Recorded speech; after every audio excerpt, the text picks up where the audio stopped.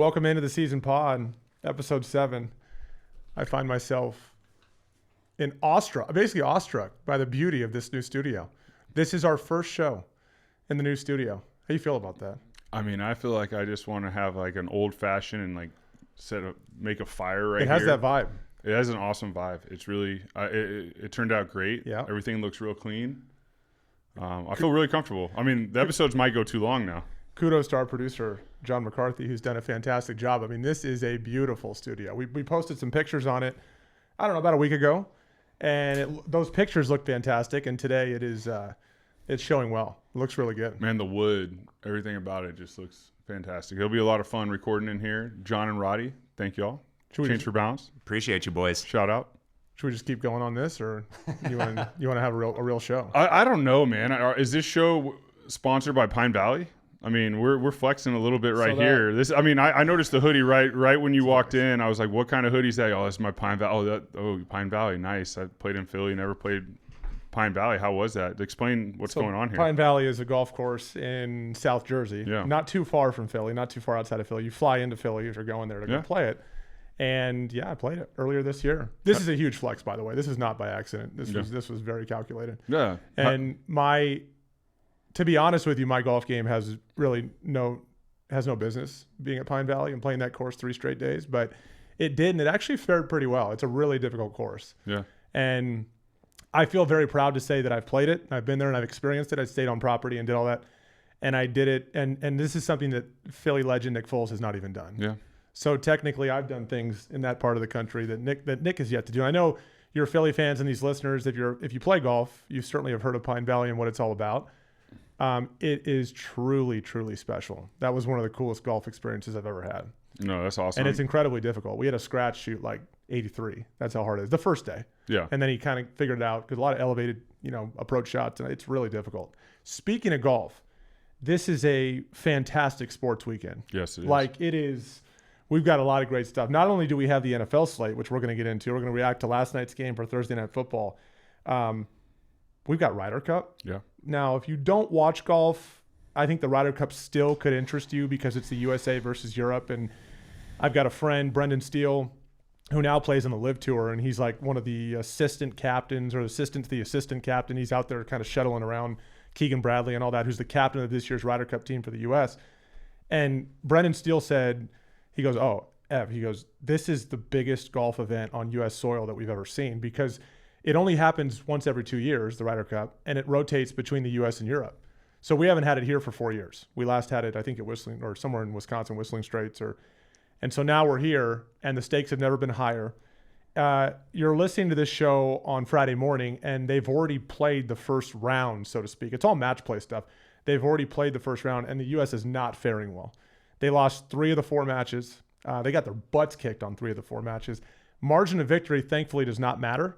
You just get 1 point to win the match. Yeah. There's 28 points to be had. U.S. did not get a strong start, but there's still a lot of golf to play.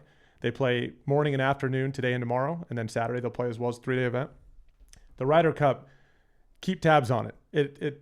Europe is off to a strong start, but it is such a cool event. So we've got Ryder Cup this weekend. We've got some awesome college football matchups like SC Illinois, LSU Ole Miss, Auburn A&M, Alabama Georgia, Oregon Penn State. I mean, it is an epic Saturday moving into a really, really strong slate of Week 4 for NFL too. So, how much do you think SC loves being in the Big Ten right now with a kickoff that puts them, with the time zone 2-hour difference? What is it like? Is it 11 a.m. kickoff or something? So it's noon Eastern. Noon Eastern. So it's 9 Pacific. 9 a.m. Pacific. They're the big noon game. It's Fox's big noon window where Fox moved it there to get more eyeballs and not compete with ESPN in the afternoon. And it's going to be tough. We'll see how their first half goes. They'll probably be asleep. Yeah, it'll be interesting. But anyway, this is a strong sports weekend. You've done some travel. Yeah. Right? We're here so to remind everybody, we had a Week 3 reaction show on Tuesday out of studio that has already been uploaded online. You check it out on YouTube, Instagram. It's all linked there at the season pod, the SZN pod. Nick was traveling. He was out in New York. He was doing photo shoots and living the life that he lives. And so we're doing a Friday show today where we'll react to Thursday Night Football last night, and we'll get into the slate this weekend. Travel's okay? Everything's good on that front? Yeah, travel's great. It's always fun flying out of the Newark airport, and it's always an adventure. Awful. It takes a little while to get travel reminds me of two things. There are two types of people, and I apologize if you're listening and you're one of them. There are two types of people that I'm reminded of when I'm traveling by different methods of transportation that I just want out of my life. Okay, two of them. The first is the type that when you're driving down the street at full speed, you're not at a signal, you're driving, whether you're on a highway or on a surface street, that runs their windshield wiper fluid thing. Those type of people, like, you can't be more oblivious in life, right? Like I'm behind you. I could be 100 yards behind you and you soak my windshield. Okay. So you like, tell me you're not more self-absorbed or just unaware in general than doing something like that on the street. So that's one person. I'm like, who are these people that do this? If you're in my extended network, I got to get you out, right? There's just no place for it. So that's the first type. I'm for sure doing this next time I'm in front of you driving. Whatever. My windshield gets a little, but it's like, can you not even have just the general awareness to do it at a signal so you don't get it all over everybody? That's one. The second type, if you're this person, I got nothing for you. When you go to baggage and when you get off a plane and go to baggage to get your bags, okay? We are a civilized society. Have the awareness to not stand knees touching the conveyor belt waiting for your bag, right? If everybody stands back 5 feet and we identify, oh, that's my bag coming down, then you step up, you grab it, and you get the hell out of the way. The people that stand at the very front, right as it comes off with their knees touching the belt, I purposely walk up and I'm like, excuse me, like my bag's coming, I'd like to grab my bag. And they, oh my God, I'm so sorry. And they move, I grab my bag and I leave. Those two people, I would imagine those traits and that lack of awareness carries over to other areas of their life. They blow my mind. And I'm trying to isolate them and find out who they are. I want them out of my life. Some people would take it further, like who is the type that is too lazy to bring a shopping cart back to the little bay in a parking lot, right? Those types of things, like, what are we doing? Yeah. So every time I travel, I'm reminded that those types of people are out there, and we've got to correct them. There has to be some kind of behavioral correction going on there. It just blows my mind. Yeah, and maybe they're listening to this podcast and they're just, life's going a million miles an hour, and they realize that's actually me, and I didn't realize that. Don't care. They weren't educated on it, and maybe now they'll know. Do you ever do it? Do you ever run your windshield wipers? I will when you're behind me from now on. Well, 100%. Okay. Like, now I know what. But that's intentional. Do you ever do it just because you're that oblivious? You're like, oh, let me just clean my window while I'm driving. No, I don't want anyone. I know, because I've also gotten soaked from someone else's windshield wiper. Like, where's this coming from? I try not to do that. And then usually it's when Duke in the back's like, hey, run the windshield wiper water. I want to see it. Add it when you're stopped. Yeah, when you're stopped, or you're going really slow. Be courteous. Yeah, when you're stopped. Yeah. And it's, when you travel, there's like the other obvious ones, like when you're sitting in your seat in the plane, and the person like 3 rows back immediately gets up and like walks up and like tries to beat 3 people off the plane and like stands there. Like, dude, that's the thing that gets me. That happened to me yesterday. Last night. By the way, some people might be missing a flight. Yeah, I get it, but you're not going to make it because you stood up and got in the way of everybody else and moved up 3 rows. That's not going to move the needle enough. Yeah. To justify that sort of faux pas socially. It just doesn't. Well, you learn that in elementary school, like wait in line. Yeah, who raised you? It's gonna be like a difference of 10 seconds. Who raised these people? They're out there. They're just operating in society, and they're out there, and it needs to be corrected. Everyone's in a rush, and everyone needs to slow down a little bit. You know that meme of a guy who's standing on the street, like protesting or whatever, and they keep changing what the sign says, like let's stop doing this, and it's like that meme of that random cat that's. We need to get one that says, stop turning your windshield wipers on. Spraying the windshield wiper fluid when you're going full speed is one. And then also stop standing up to the belt when you're getting your baggage until your bag is there. Yeah. There should be a 5-foot space for everybody. It's not that hard. And if you can't see that, all right, now I'm going down. I'm just glad that I feel like this has been heavy on your heart, and I'm glad that John and I can be in here to talk about football and just let it out while we started recording that. I appreciate it. I'm glad that you feel open with us to share that. I actually thought about just elaborating on this more and making this the whole discussion, but I'm excited to see how Spotify labels that chapter of this podcast. Yeah. I think this needs to go viral. We need to correct this behavior, and maybe one day people will realize that I was an agent for change. I pushed. and I want to see change. And maybe I'll go down as one of the greatest agents for changes of all time because this will slowly change the way we operate in society. You're being strategic on the podcast, and you're talking about something that you're passionate about, and you want to help. You're trying to help people in a very aggressive, passionate type of way. And it made me think too about the reel that we released yesterday of me talking about the Giants and them starting Jackson Dart. And I'm like looking at the reel, and John cut up the reel is a great reel. I do have opinions about that. I think Jackson Dart's going to be a great player. I just hope that he's not. This could be a brutal process for him. It would be very difficult, and we'll get into that. But I noticed on the reel there were some strategic misspellings on it, and I'm surprised more people didn't catch it. Like The balls? the ball, day ball, and it just said the balls. And we had talked about it, and I guess John just thought it was perfect. And then I'm looking at the name Jackson. I'm like, that's not how he spells Jackson. And I'm like, John. So I'm throwing this over to John, who produced it. And we've talked about this. There's someone who's pretty great author out there, podcaster, stoic. Talk to us about why you did what you did. Yeah, Ryan Holiday, definitely famous for modernizing Stoicism, summarizing it, making it digestible. But his first book that most people don't know is Confessions of a Media Manipulator. And through that, he talks about what he would do as director of marketing at American Apparel. And often it was intentionally making mistakes so that people could correct them, and then he could republish and publish 2 articles for the price of 1, essentially. Now, I got to say, Jackson was unintentional. Dayballs, I did fix, but then accidentally uploaded the wrong one. And I was like, yeah, let's run with Dayballs.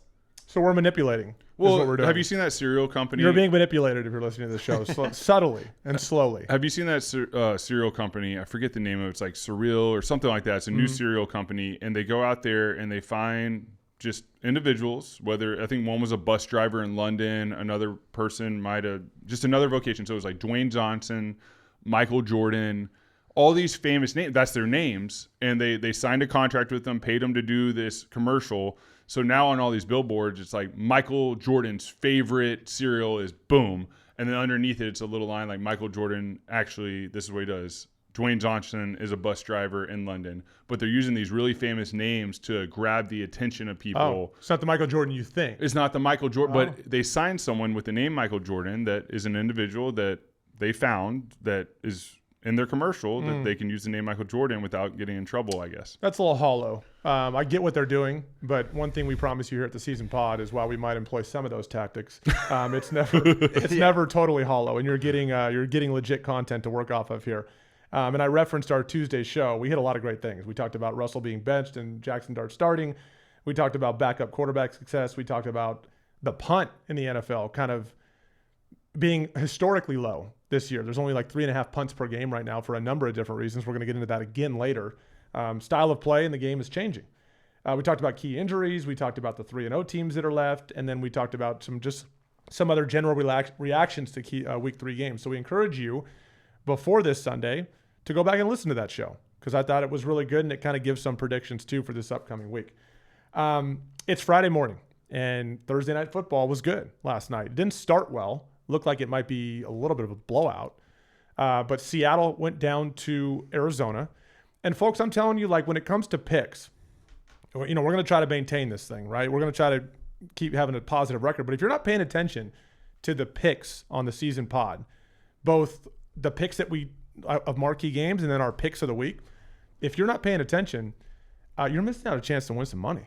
Yeah, I mean, what was our percentage was high. Since we started picks of the week, nothing's missed yet. Yeah. Picks of the big picks. The big picks have hit. Big Pick Nick has brought some big pick energy. Yep. And we have picks to show receipts. The picks are important because we got receipts. And we can show what Big Pick Nick has been picking over the course of the year. And I have my picks of the week as well, and those have been spot on. Now, Seattle, Arizona wasn't a pick of the week, but we both went Seattle. And I think if you looked at the line, it was like -1.5, -2.5 for Seattle. They were a slight favorite. I think it was almost a little obvious based on the way Seattle's played this year. I mean, Arizona wasn't terrible. They were, I believe, 2-1 going into the game, but they had some wins that weren't all that big of a deal. But Seattle had shown to be a complete football team. It looked a little bit obvious, almost like maybe you should go the other way. And look, it got interesting at the end, but Seattle pulled it out and wins by 3 on a last-second field goal. The game was a lot of fun to watch. Now, I'll say this. It is so NFL for a game with an offense like Arizona, who really struggled for 3.5 quarters. And some of that is credit to Seattle's defense. But Arizona really struggled for 3.5 quarters. And it was ugly. I mean, Marvin Harrison, who's ultimately going to be just fine. He ended up making some really big plays in this game late. You know, that bobbled pass that was an interception. Yeah. His confidence did not look like it was where it needed to be. Kyler Murray's getting balls batted down. I mean, they were awful offensively for the better part of the game.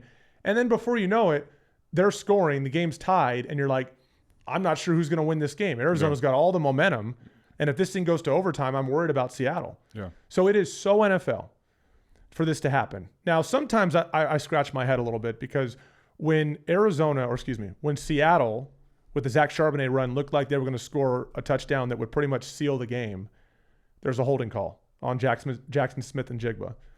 I thought Kirk Herbstreit, and I thought is it Terry McCauley, I believe it is, their rules analyst.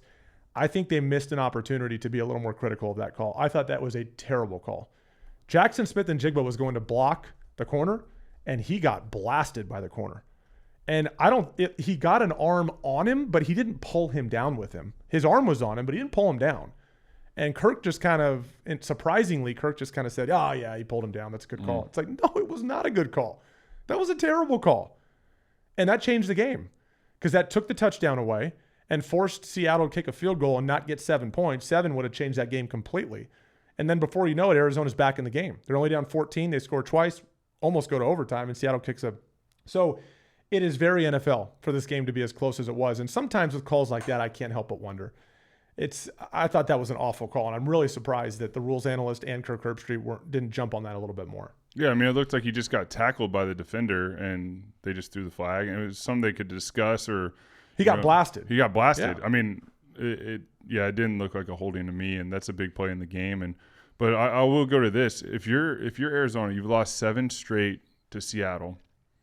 You've had a rough game, but you have all this momentum. You go down, there's 28 seconds to go in the game, you score a touchdown. Marvin Harrison Jr., you could tell when he caught that touchdown, great touchdown catch. It meant a lot to him. You can tell emotionally. I mean, a player... It's a sigh of relief. And it's just your confidence and your mindset are such a big factor on how you perform. I mean, you can have all this skill set, but if your head is not right and you've been struggling, you tend to make mistakes. And it's just part of the game. Like you said, he's going to be just fine. He's going to be a great receiver. I was happy to see him make a play and just feel those emotions because you want to see these players succeed. But if I'm Jonathan Gannon, the head coach of the Arizona Cardinals, you've lost 7 straight to Seattle. You're trying to change the dynamic and culture of your team. And I know there was a discussion, do you go for 2? And they're like, no, like take it into overtime with the momentum. But that's what Al Michaels and Kirk. Yeah, that's what they're saying. But I'm sitting there thinking with all the 4th downs, with how the league is, with the aggressiveness, you've lost 7 straight. This is at home. You have the momentum. You have Kyler Murray. That's a dual threat quarterback. You can do a lot of fun stuff. You can do like a zone read, RPO, on the run. You have a play for that situation. I mean, I feel like that's the time to go for 2. Don't play it safe. I mean, you give Seattle the ball back with 28 seconds, and we'll get into like the flaw that happened after that. That's the thing. And it's just one of those things. Even if you miss it, you're showing your team like we're going to go for it. We're going to go for it. I mean, that one play could get you a victory in your conference, and you stop that 7-game losing streak versus Seattle Seahawks. Now you've lost 8 straight to them. So what you just mentioned goes into the conversation we had on Tuesday about punts in the NFL. And one of the biggest reasons we've seen a lot less punts this year is field position. Yep. Field position is different. Yep. And the reason is because the rules have changed. And so just a quick reminder. So one of the reasons that Arizona we felt like should have gone for 2.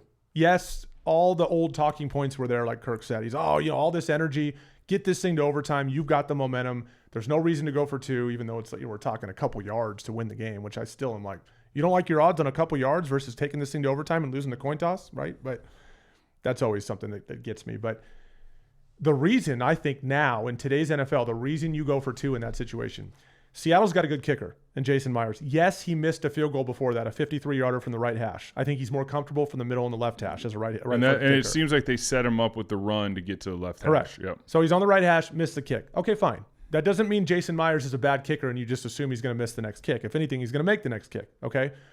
So the thing in the NFL this year with kickoffs, just to remind everybody, the landing zone is between the goal line and the 20-yard line.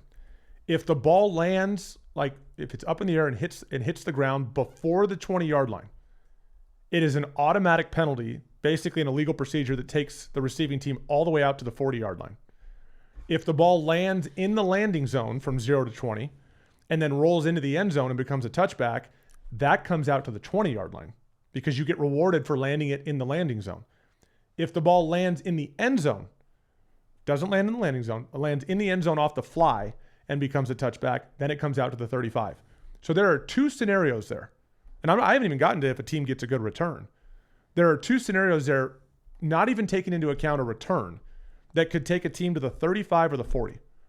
And these days with kickers, and keep in mind that game was indoors. Yeah. With kickers these days, if you start them from the 35 or the 40-yard line, we're talking like 1 or 2 completions. You're in field goal range. They just had and Seattle had a timeout. They had a great one to Jackson. Seattle had a timeout. Yeah. So if I'm Jonathan Gannon, I go, hey, I trust my kicker on kickoffs. Fine. He makes a mistake. Ball lands. He makes a 1-yard mistake. It was almost a great kick. The ball lands at the 21. Yeah. So right away, flag comes out. Yep. Ball comes up to the 40. And Seattle has a timeout. So right away, the drive has not even begun. And right away, the odds are over 50% that Seattle's going to get into field goal range and kick a field goal. Like when I say field goal range, not even like 60 yards. We're talking like 45 to 55 yards, which for kickers these days, especially Jason Myers, you're like probably going to make it, even though he had just missed one. So what happens? Sam Darnold throws a great ball to Jackson Smith and Jigba. He gets them to within like comfortable field goal range, right? They end up, and they still have a timeout. He gets out of bounds. They didn't have to use the timeout. Yeah. So now they can run the ball with Charbonnet or Kenneth Walker, get 3 or 4 yards. Align it for the kicker. Now on the left hash. That's what I mean. In those situations, for fans that are listening, your kicker has a range and he also has a hash that he likes the most. So sometimes you have the quarterback go under center, move quick to the left, get down, or you just run the ball towards that direction to align it for the kicker. So what happens, they run the ball, they align it the way they want it, they have a timeout. Thankfully, Jackson got out of bounds the play before. They call timeout, now they're 52 yards out. One play. The run play I'm not giving much credence to. It was just to place the ball. Yep. One play because of a bad kick. So coaches have to, as the year goes on, coaches must take this into account moving forward. If I'm Jonathan Gannon, I'm not like, you'll be fine, right? Because the reality is, even if the ball lands in the landing zone, teams are returning those because they don't want those to be touchbacks. Yeah. Teams are catching those balls or catching them off the bounce, returning them, and quite often getting to better than the 30-yard line. Right? So the average starting field position so far this year is like the 30.5-yard line. That's taking everything into account. Yeah. So you have to be cautious about the fact that special teams now is different. It's very different. And so I think Jonathan Gannon made an error. I don't think you play that straight up. I don't think you push for overtime. I've always been a proponent of going, when you have momentum, going for 2 to win the game, especially at home. Always been a proponent. Yeah. Now, where the odds of a team starting at the 35 are better, and one completion putting them past the 50-yard line, now I'm even more that way when the other team has a timeout. Yeah. And that's exactly what happened. Yep. Jason Myers nails a 52-yarder. Seattle wins the game. Arizona, with all that momentum, never sees the ball again because of an error, a 1-yard error by a kicker. It's hard to even get mad at him. You landed at the 21, right? That's just, hey, it's just the way the ball rolls. Like, you can't even get mad at him for that, right? Huge error, and I think that's the thing you have to keep in mind as the game change. It's still early with this new rule change for Jonathan Gannon to be criticized too much for it. Yeah. But I think every team around the league has to learn from this because it cost Arizona a game. Well, and I like being aggressive. I think when you're a team like Arizona that hasn't performed great the previous seasons, you've really struggled, and you're trying to find that aggressive identity where you can win these games. Even if you miss that 2-point conversion and you lose the game 20-19, you're telling your team, like, I have the balls to go for it. I trust you to get this. I trust you to win it at the end. We're going to go for it. A miss it sucks. Yeah, you lose the game, but you do something to the locker room. You go into the locker room at the end of the game and say, hey, I'm going to put the ball in y'all's hands. I trust y'all. We're in this together. We're going to be aggressive all year. Get that in your head. 4th down and 1, 4th down and 2, game on the line. Like, I'm putting it in your hands. So we have to have that mindset. As a head coach, that's what creates the DNA in the great teams. The ones that play it safe and, hey, conservatively, hey, we're going to go 20-20. We're going to get this to overtime. Listen, you have an opportunity to go up 1 and win the game. And then if you actually kick it past the 20, you're going to have them a little deeper. Seattle's not going to be able to go down there and do it. I mean, they barely got in field goal range with starting at the 40. So I just think, we're Friday morning. We're Friday morning quarterbacking right now. But we've also played the game. And I will say, when I have played for coaches that are aggressive, they're smart, and strategic, but they're aggressive and they instill that in you in those situations, it changes your mindset as a player. So you're never thinking like, oh, we're just going to wait and hopefully win this one. It's like, no, we're going to win it now. It's in our hands. This play matters. We have a quarterback. Kyler's in his 7th year. Yeah. We have a franchise quarterback. It's in his hands. We expect him to make a play. We have a dynamic play set up for this situation. We're going to win it on 4th or the 2-point conversion. And our defense is going to stop them. We're going to go in to the locker room. We're going to celebrate, and you're going to change the mindset of the team. We're going to be aggressive, and we just beat the Seattle Seahawks, who are a good team. I like that storyline. I like what it does to a locker room.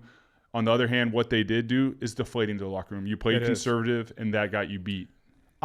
In the moment, to be very clear, and again, I think Kirk Herbstreit is as good as it gets. Yeah, he's great. He deserves, but I think they missed an opportunity to say, other than just momentum, why they should be going for 2. Because of these new rules. Yeah. There's a whole new level of risk with field position. And again, Seattle had a timeout. So the other thing too in this game, Mike McDonald, the head coach for Seattle Seahawks, also, basically runs the defense.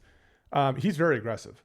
And I think his aggressiveness, and he wasn't even disguising coverages late. And it's also why Arizona was able to come back, right? Yeah. It was obvious at the snap, it was obvious they were playing a version of man-to-man, either a free safety or no free safety, cover 0, and just manning up all across the board on the outside. And Marvin Harrison, Trey McBride, their tight end, they can win those matchups. Yeah. And by the way, we all know Kyler Murray's insanely mobile, right? Yeah. You don't like the odds for a couple yards for a 2-point conversion to win the football game? One play? You know what you're going to get. You're going to get pressure. I promise you that. You're going to get pressure, and you're not even going to get a whole lot of disguise up front. Can we win? I would rather take that than A, absorb the risk of the new special team situation and field position, and B, if we don't win the coin toss for overtime, we don't get the ball first. We're not in a great spot either. There's too many risks to absorb. Well, in overtime right? now it's different though. You don't want the ball first, right? No, Because you do. you each score a touchdown, you win. No, everyone gets a chance, right? No. You score a touchdown, game's over. I mean, I'm really glad we're doing this, and I'm really glad Nick's not still playing because this would be really bad. Well, I thought each team gets a touch if it's a field goal. If you score first in overtime, right? No, I think it's switched. Let me look this up. Yeah, look that up. Watch this. This is going to be really good. Keep talking. Go ahead and ask ChatGPT. What happens if in overtime you score a touchdown?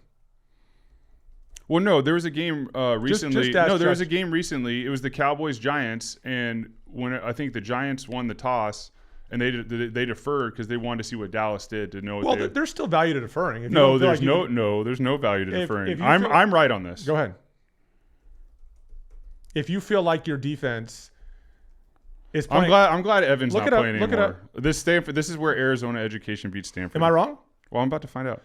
Yes, under the new NFL overtime rules, 2025, both teams are guaranteed a possession in overtime, even if the team that gets the ball first scores a touchdown. So then what happens? Are you sure about that? Yep.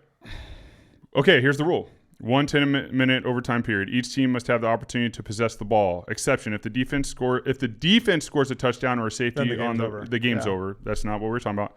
If it's still tied, it becomes sudden death. Next score wins. The game ends in a tie after 10 minutes. Yeah. It is difficult to understand the exact situation or rule you were asking about. Oh, you're getting some AI discussion. Yeah.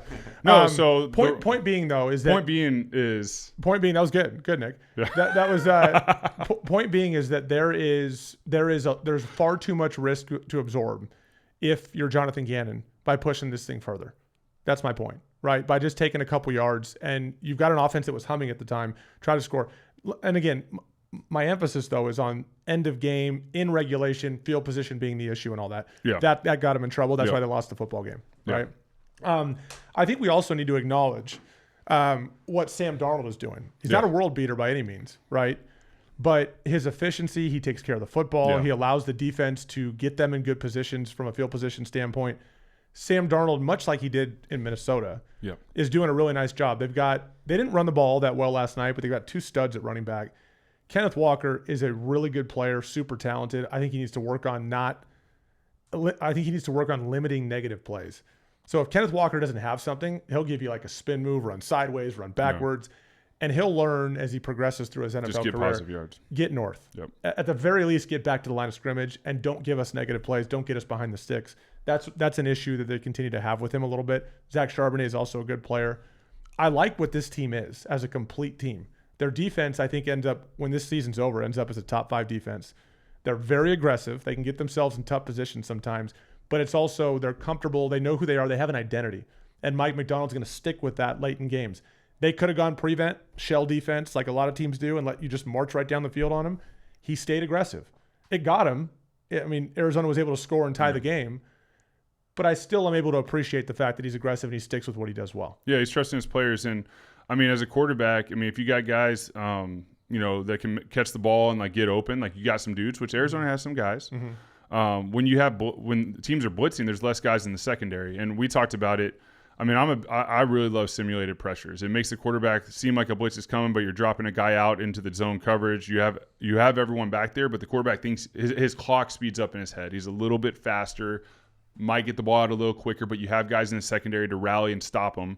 When you're blitzing, there's more air in the secondary. There's more openings if the quarterback can find them quick for big plays. And Kyler Murray ultimately exploited that, and it didn't work to their advantage because they were able to make the big plays and march right down the field and get a touchdown with all the momentum they had to come back in the game. That I think our point is with that momentum and what they were able to do in that situation, like carry that momentum and go for 2. So Nick, and you've mentioned this many times, and I think it's a really good point. Simulated pressures are so in a standard on a standard defense with no pressure, you're getting like 4 rushers, let's say, right? The front 4 are coming, everyone else is like dropping into some version of coverage, man-to-man zone, whatever. Yeah.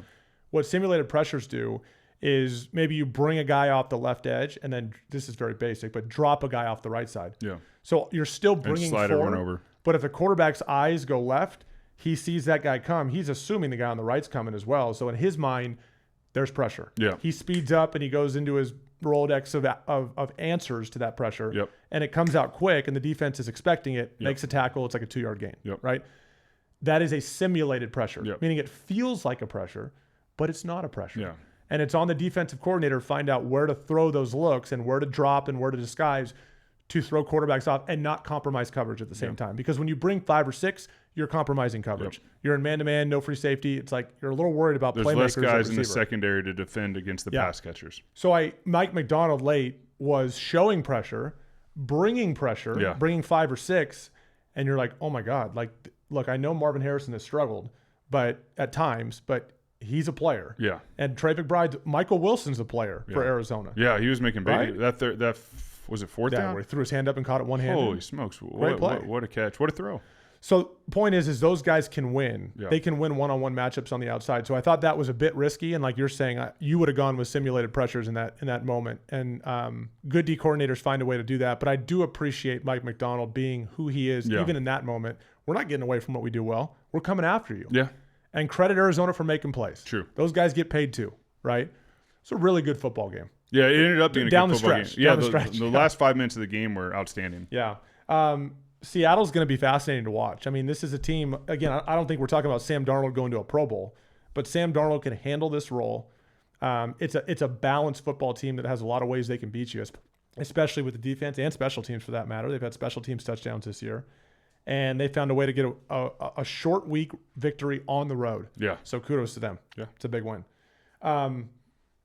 Any other takeaways from that game? No, I'm happy. You know, sometimes when you switch teams, like Sam had such a great year last year in Minnesota, you never know how it's going to go. But, I mean, Seattle also last year was great. Then Geno goes down to the Raiders. They get Sam Darnold.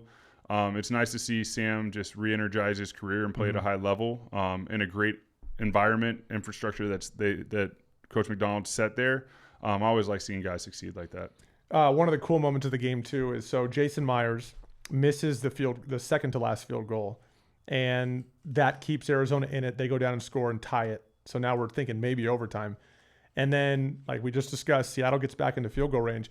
They show Jason Myers walking out on the field to kick the game-winning field goal.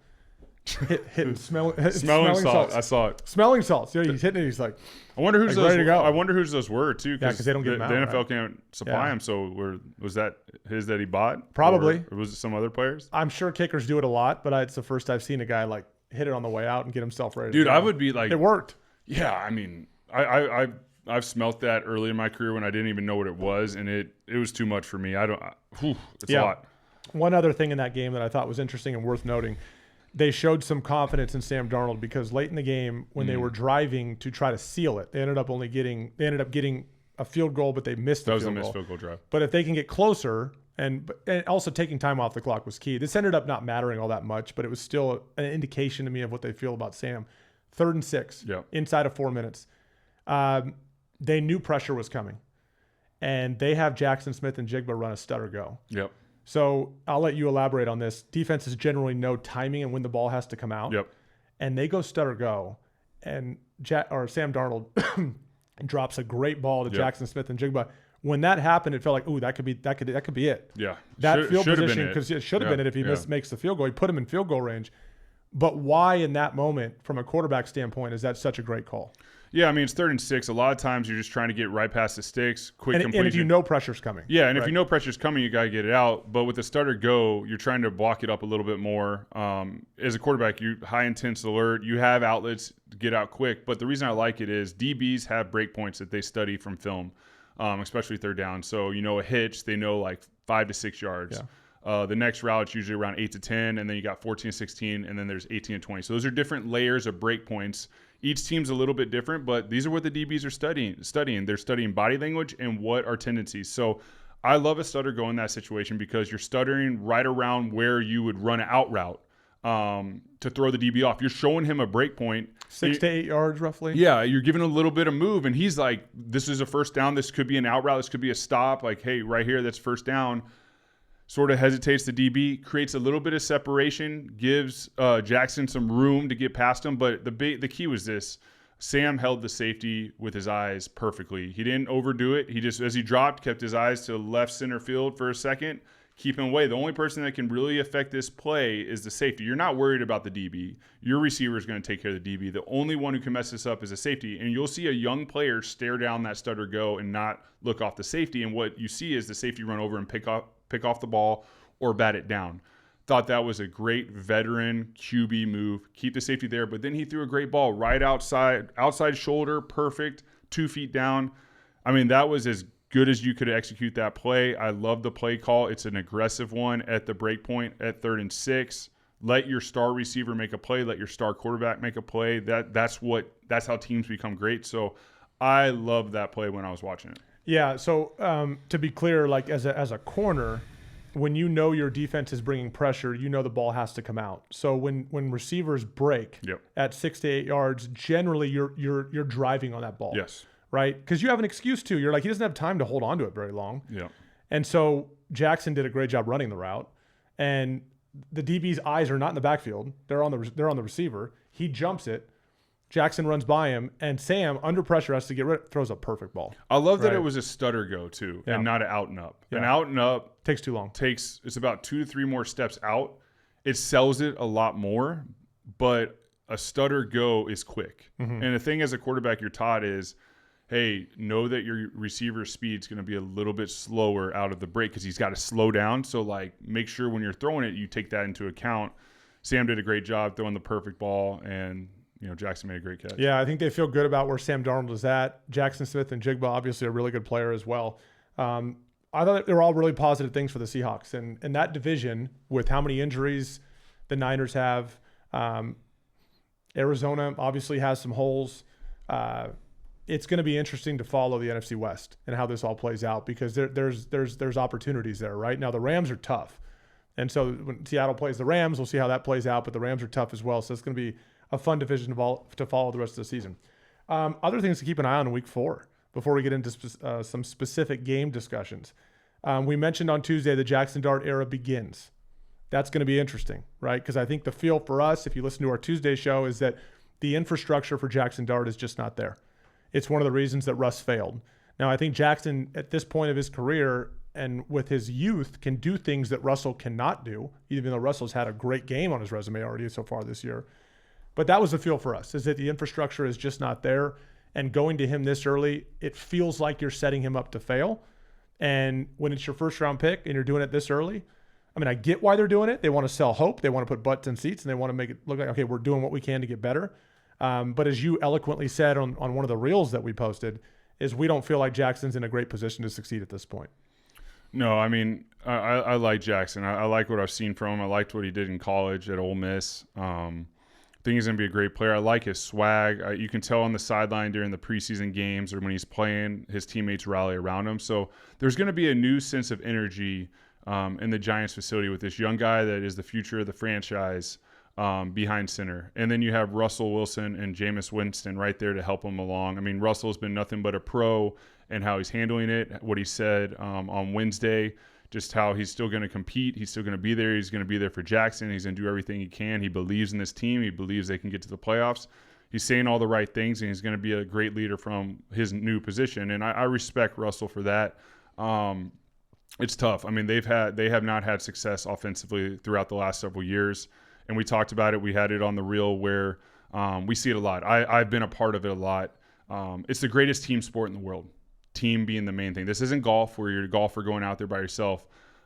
They might get a victory here and there, but it's going to be very difficult for Jackson Dart to succeed with what's going on because Russell Wilson, probably a Hall of Famer, going out there, he's having trouble conducting this offense. He had a great game against the Dallas Cowboys, but their defense isn't really good.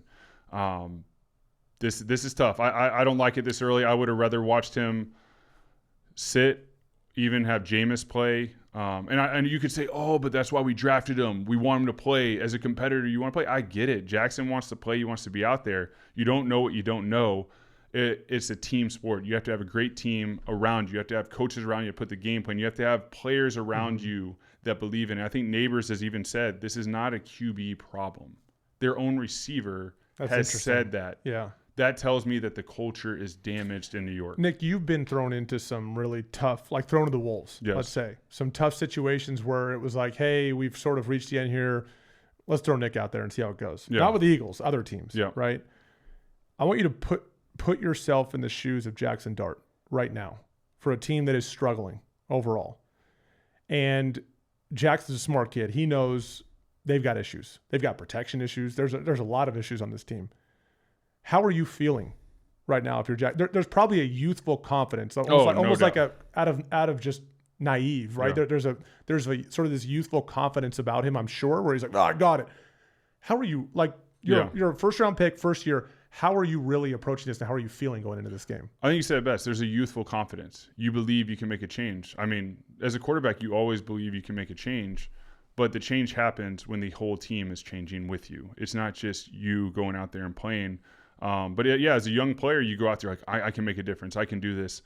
The thing about it is you have to make sure that you're playing the quarterback position appropriately and not trying to do too much in the sense. What I mean is, hey, drop back, go through reads. No, I'm not saying check down the ball. You got to be aggressive down the field. But a lot of the great quarterbacks in the beginning of games, Peyton Manning, Tom Brady, Drew Brees, Phillip Rivers, they're throwing little completions. They're just moving the chains. They're being just a little point guard out there. They're opening up. They're filling the game. They're getting the guys touches. They're getting the O-line settled in.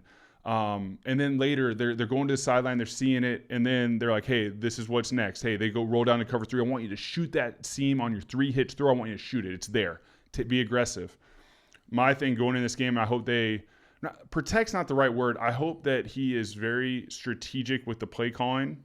I guess Kafka's strategic with the play calling, Dayball, whoever's calling it, and they get him some completions early. But at the same time, like, they can't just be like quick game because the defense is going to know that. So you got to be really smart and know where your checkdowns are. If you're, get some positive plays.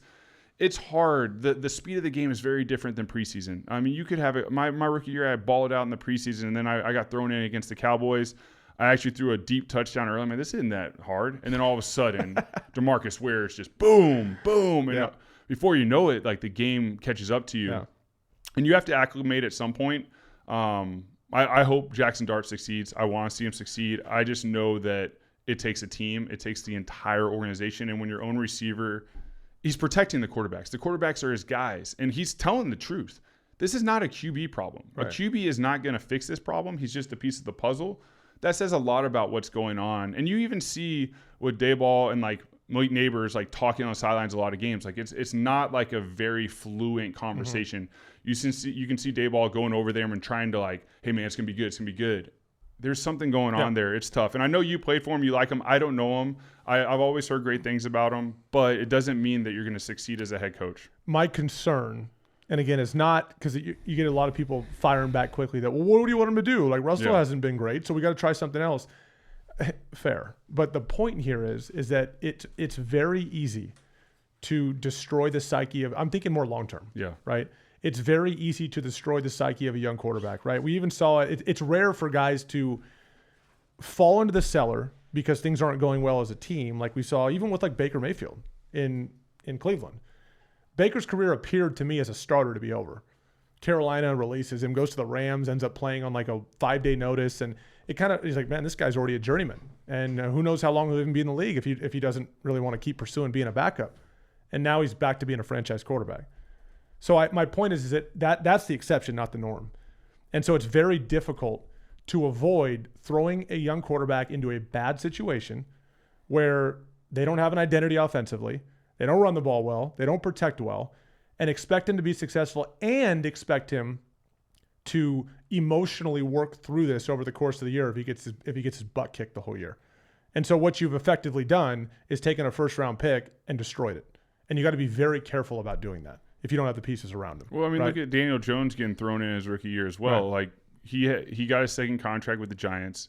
His best year was 3,200 yards, 15 touchdowns, 5 interceptions. He ran for 700 yards with 7 rushing touchdowns, so he has that element.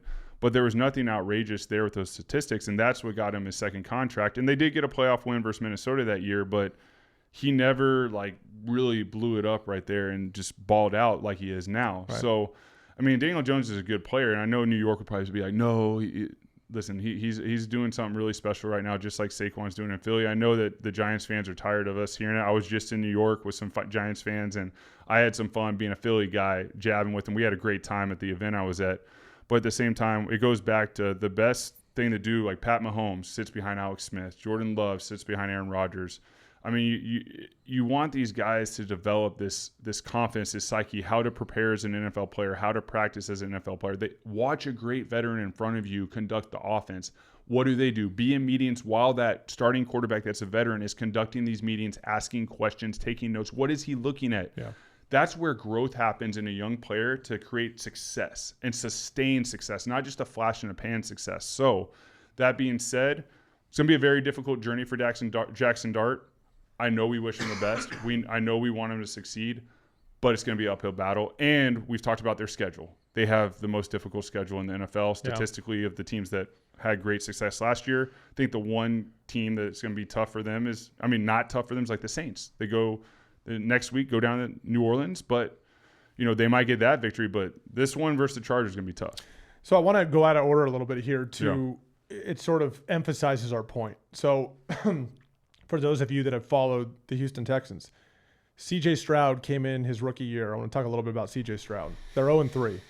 He came in his rookie year and did really well in 2023. He was a 64% passer for over 4,000 yards, 23 touchdowns, 5 interceptions. This is his rookie year. And that led to him being the offensive rookie of the year. So you're looking at it being like, my goodness, and by the way, pieces, pass protection, receivers, all that, those were around him. Joe Mixon at running back, like they had pieces and infrastructure around him to allow him to be successful. And after his first year, yes, he started right away, but after his first year, you're like, this dude's ready. He's playing really well. This is a future multiple-time Pro Bowler. They're in great shape. Then what happens in year 2? Becomes a 63% passer, falls under 4,000 yards passing, and throws 12 interceptions. Okay?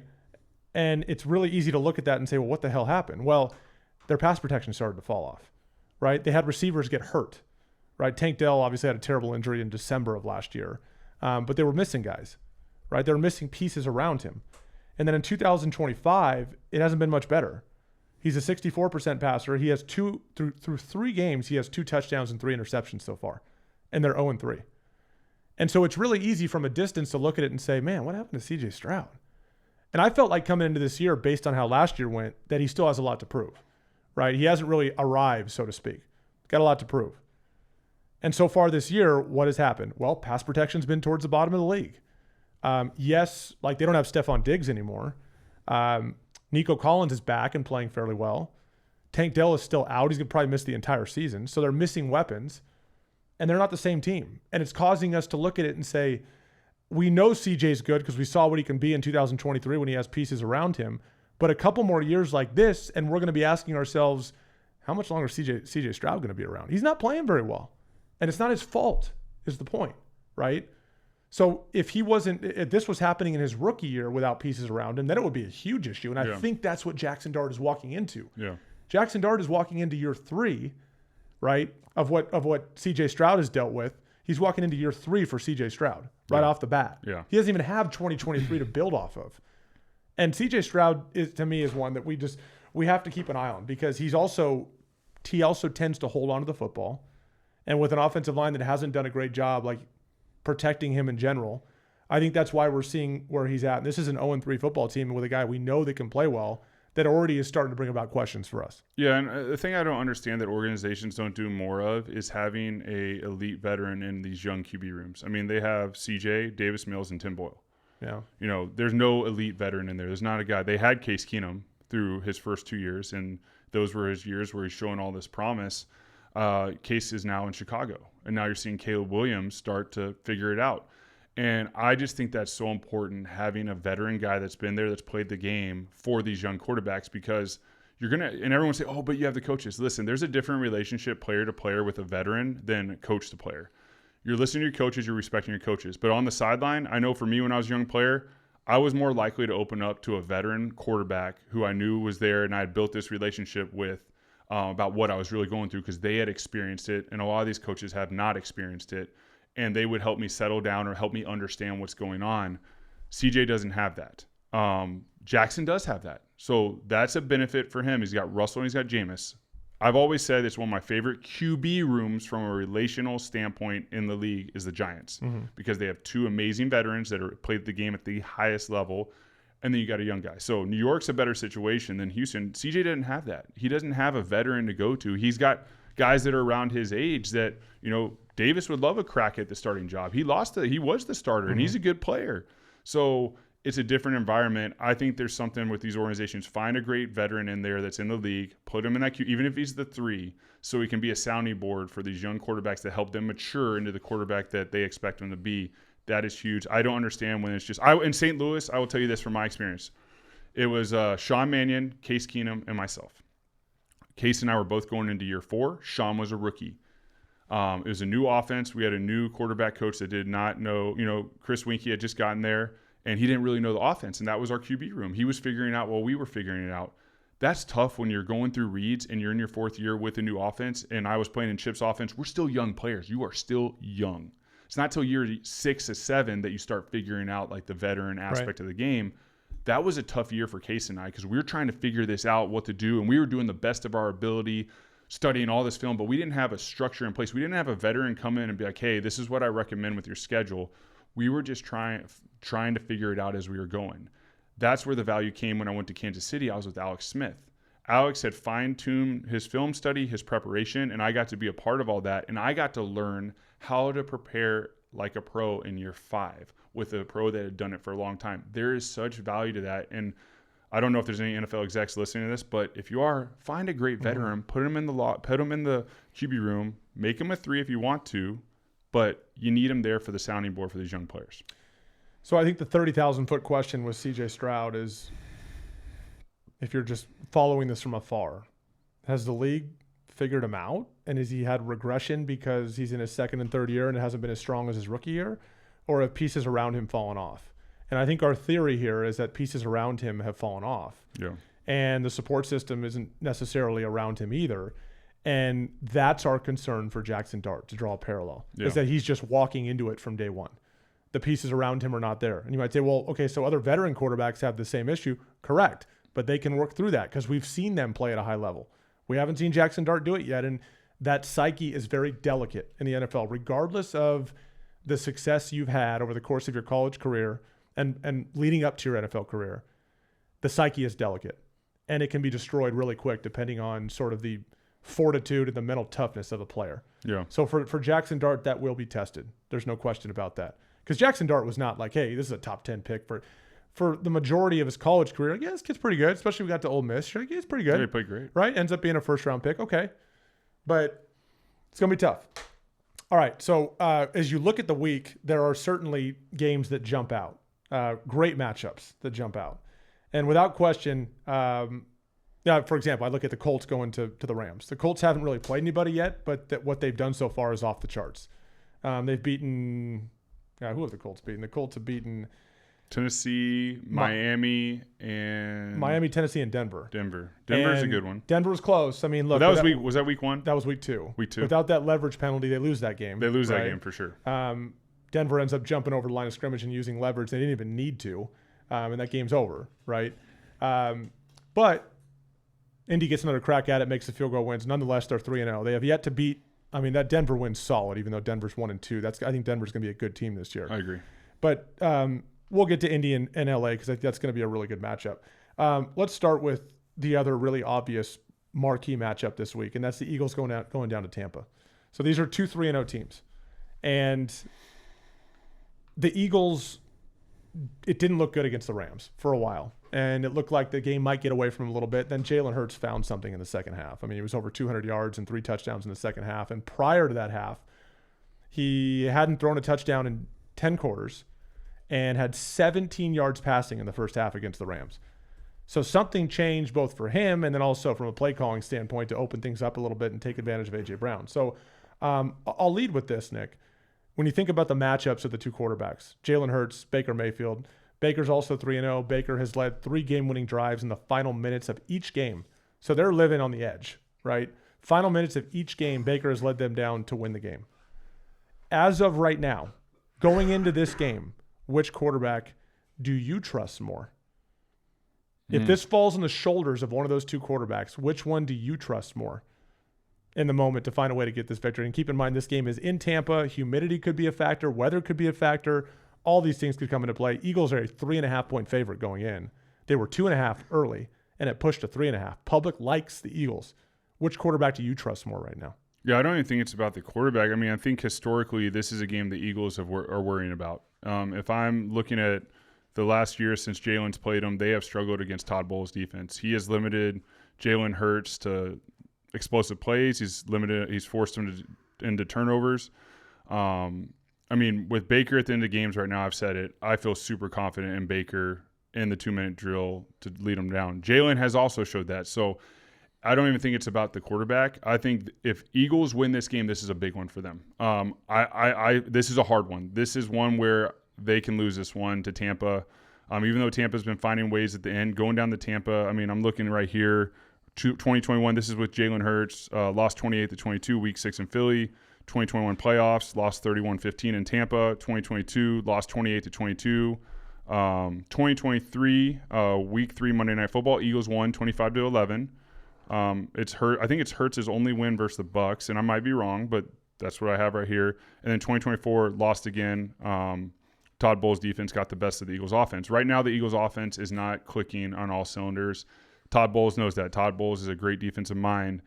Eagles win this game, it's huge. If I'm the Eagles, I'm worried about this game. I'm preparing. I bet there's a lot of stress and anxiety in the NovaCare facility preparing to go down to Tampa to play the Bucs because of the history of playing this team and where the offense is at. So that being said, it's not really a quarterback thing. I think Tampa has the upper hand going in this game.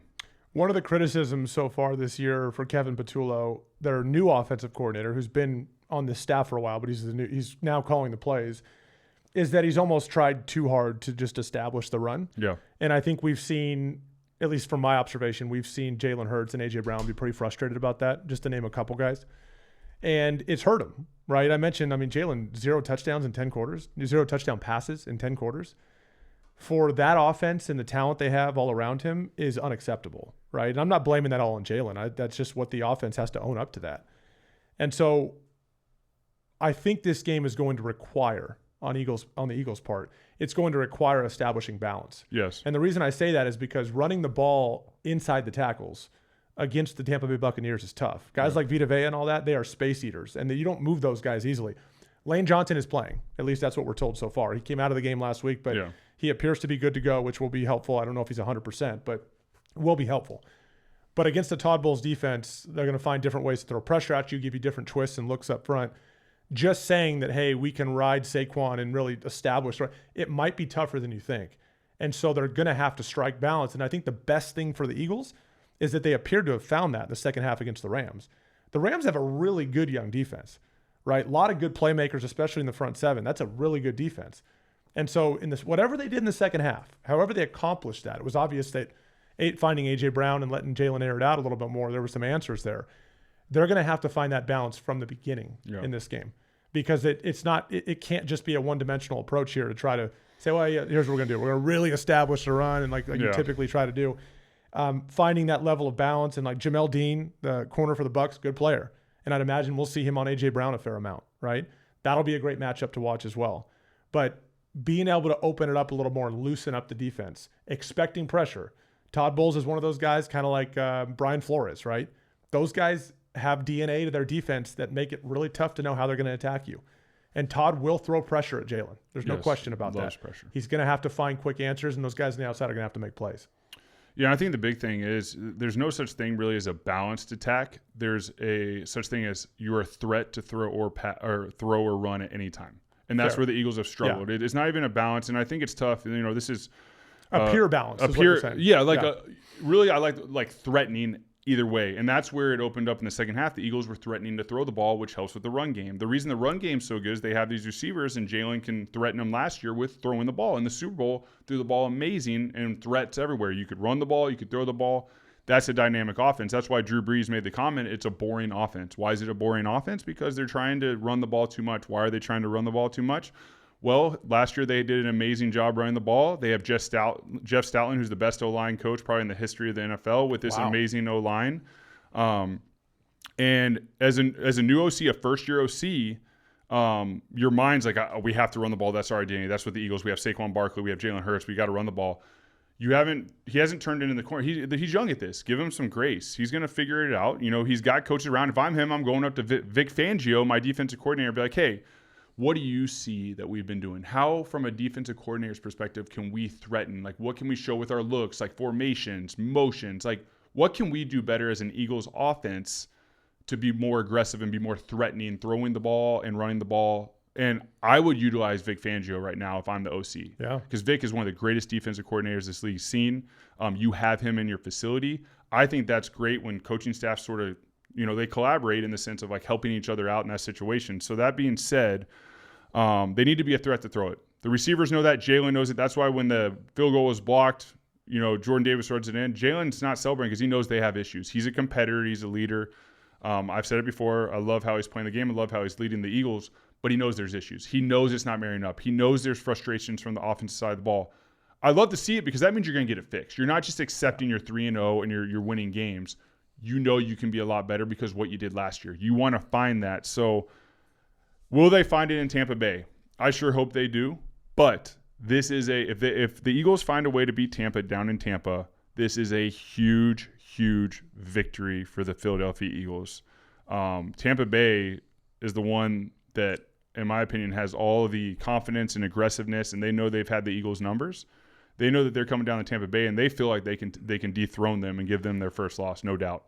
We'll come back to a final pick on that game here shortly towards the end. But shifting gears quickly, it's very rare that we're talking about a matchup of 1-3 teams being a marquee matchup in the NFL.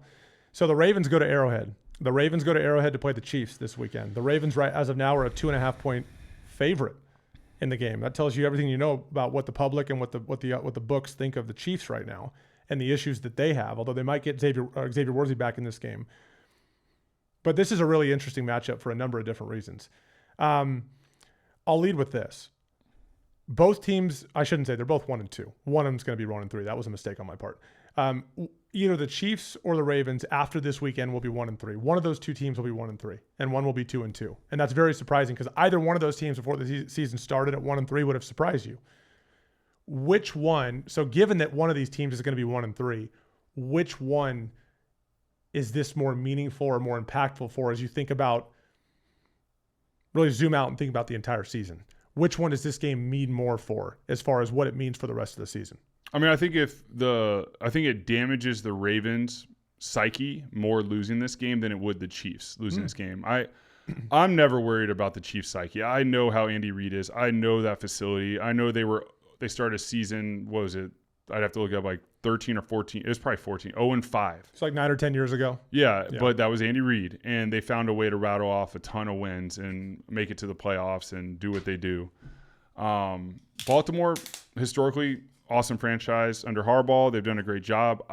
Both teams are fundamentally making more errors than I've seen in the past because they're so well coached. There's just all these little mistakes left and right that aren't normal for both franchises. But I think psychologically it's more damaging for the Ravens to lose this game than the Chiefs. I'm going to go the other way on this. I like your angle on what it means for the team psyche and what it means moving forward.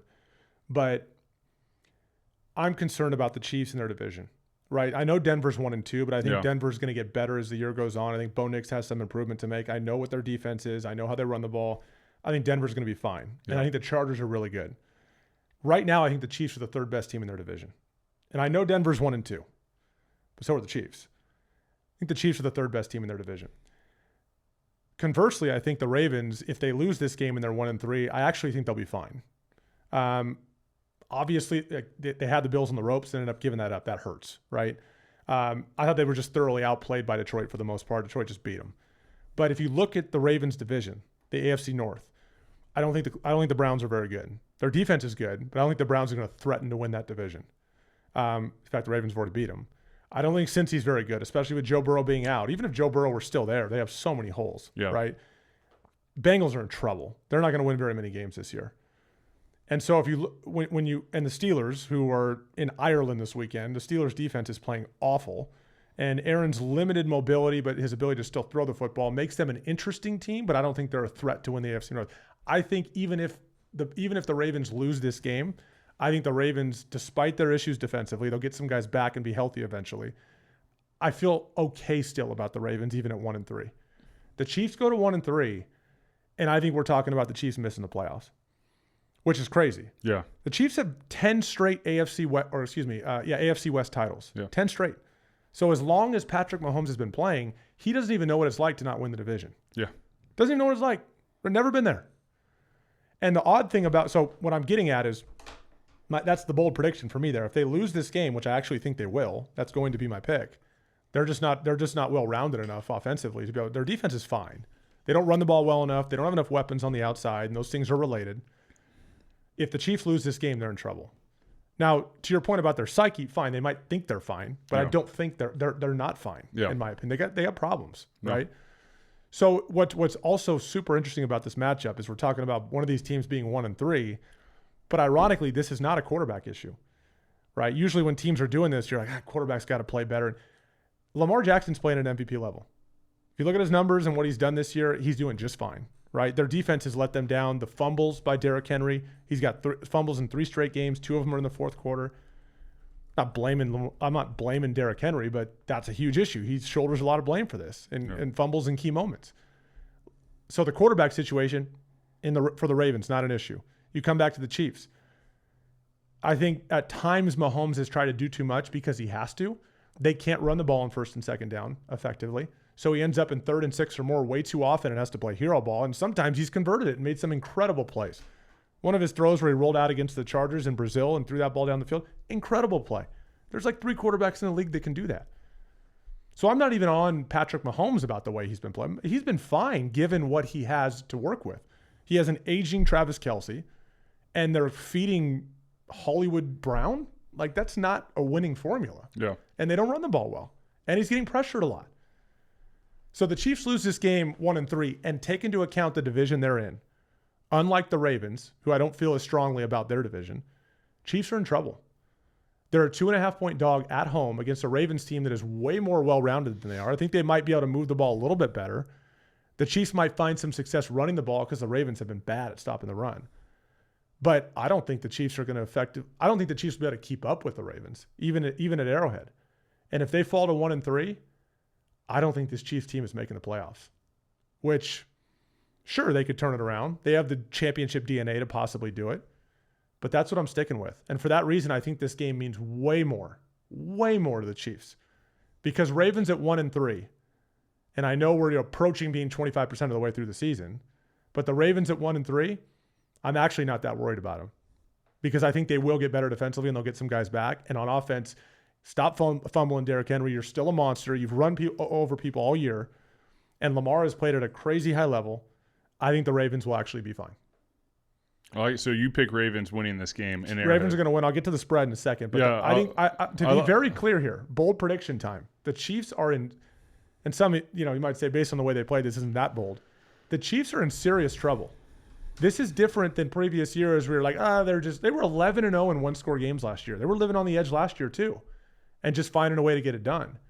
Now eventually they're going to get Worthy back. They're going to get Rashee Rice back eventually. That will absolutely help.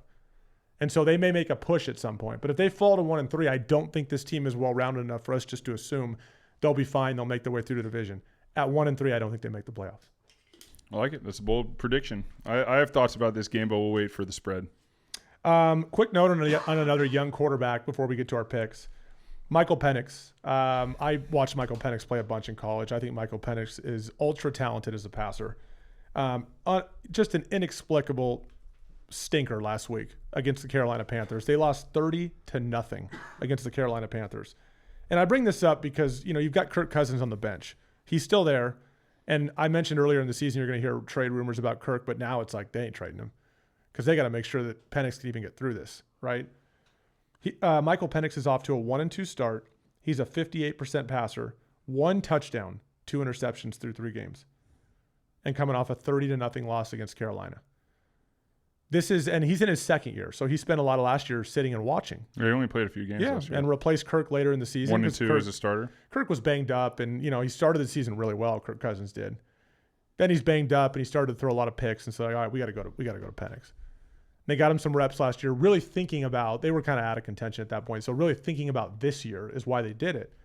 And here we are, and Penix has not been very good so far this year. I think his talent level is more than sufficient. Like, that guy can turn it around. Yeah. But, it's a little concerning. They play Atlanta at home this weekend. They play Washington at home. Atlanta plays Washington at home this weekend. Jaden Daniels and Terry McLaurin, 2 stars for Washington, did not participate in practice, according to Adam Schefter, today on a Friday. That's not a good sign. It looks like they might be without Jaden Daniels again, even though Marcus Mariota did really well last week. Terry McLaurin, I think, has a soft tissue muscle pull or something like that, so he might be out. This is a chance for them to bounce back. Atlanta's actually favored in this game at home just by a 0.5 point as of Friday. That could swing a little bit, but nonetheless, it's basically a pick 'em. Atlanta really needs Michael Penix to take a step this week and take care of the football and deliver it to those, it's some good receivers there too.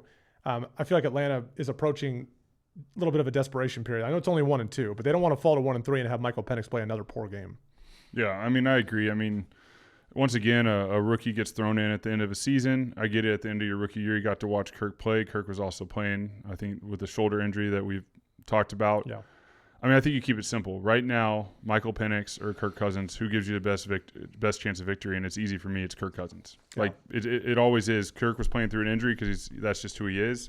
Kirk's still a great player. He conducts the offense as a point guard. He can go out there and succeed. I think if this statistic's right, Penix has only thrown 1 touchdown this year.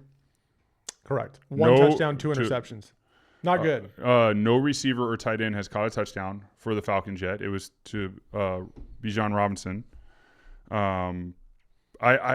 They're definitely Kirk's getting close to playing. I agree with you. I think he's a great player. He's going to be fine. But once again, losing 30-0 versus the Panthers, there's issues going on. Kirk can better manage those issues and conduct the offense at a higher level just from his ability to set the protection, to run the offense, to get the communication into the huddle. I know that there's been communication issues, headset issues. There's things going on the coaching staff. Seems like they're not communicating well on the sidelines with their personnels. That's an issue for a young quarterback. Yeah. A veteran quarterback can handle that. He'll get it right. So I think we're quickly approaching Kirk Cousins getting back on the field for the Falcons, and that's why they kept him there, because they needed a great veteran in the QB room that can help Michael in his year 2. But at the same time, they're paying this guy. Obviously, the money is a big part of it. They're paying him a lot of money, and ultimately, I think if they go to Kirk, I think they start having success. And then Michael gets to watch a little bit more, reset, breathe for a second, go out there, practice with the scout team, reset himself, reset fundamentals, gain confidence. He'll be just fine, but I do think they're quickly approaching Kirk Cousins getting back out there. One more game I want to take a little bit of a deeper dive on that I think we're both really excited about is the Colts going to LA to play the Rams. Love this game. This is the first real test for Indy. Let's call it like it is. They've beaten Miami, Denver, and Tennessee. And it's very easy to you say, hey, I like the Colts. They're doing well. It's like, well, their opponents are a combined 1-8. and their opponents are bad. Like Miami sucks, right? And Denver, I think, is going to be just fine. I don't put Denver in that boat. Tennessee, not very good, right? 1-8. Like Miami, Tennessee are both 0-3. So when I rattle off these numbers for the Colts, like just, take it with a grain of salt. I'm still super impressed by it. It's the NFL. It's hard to do. They have no turnovers this season, the Colts. First time in franchise history through 3 games. Need I remind you how many good players have played, or there's one quarterback in particular that has played for this franchise that never turned it over, that failed to not turn it over once through the first 3 games. Peyton Manning, right? Daniel Jones has already done something that nobody has done there, and that's not turn it over one time.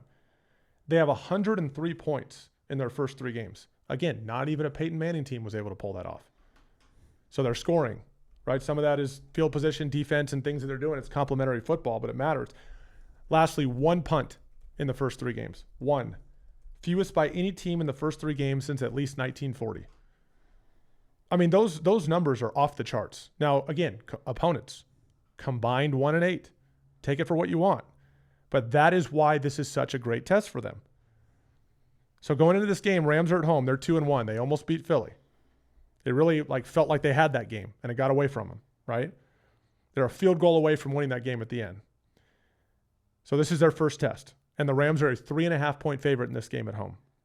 There's a lot of different ways to look at this, but the main way to look at it is Indy's first test, and we're going to find out how real they are on the road against the Rams. Yeah, if they win this game, they're real. I think everyone's excited that Indianapolis is having a better season. They're lighting it up. Daniel Jones is revitalizing his career. But this is going to be their first loss, no doubt. Rams are going to beat them. Yeah.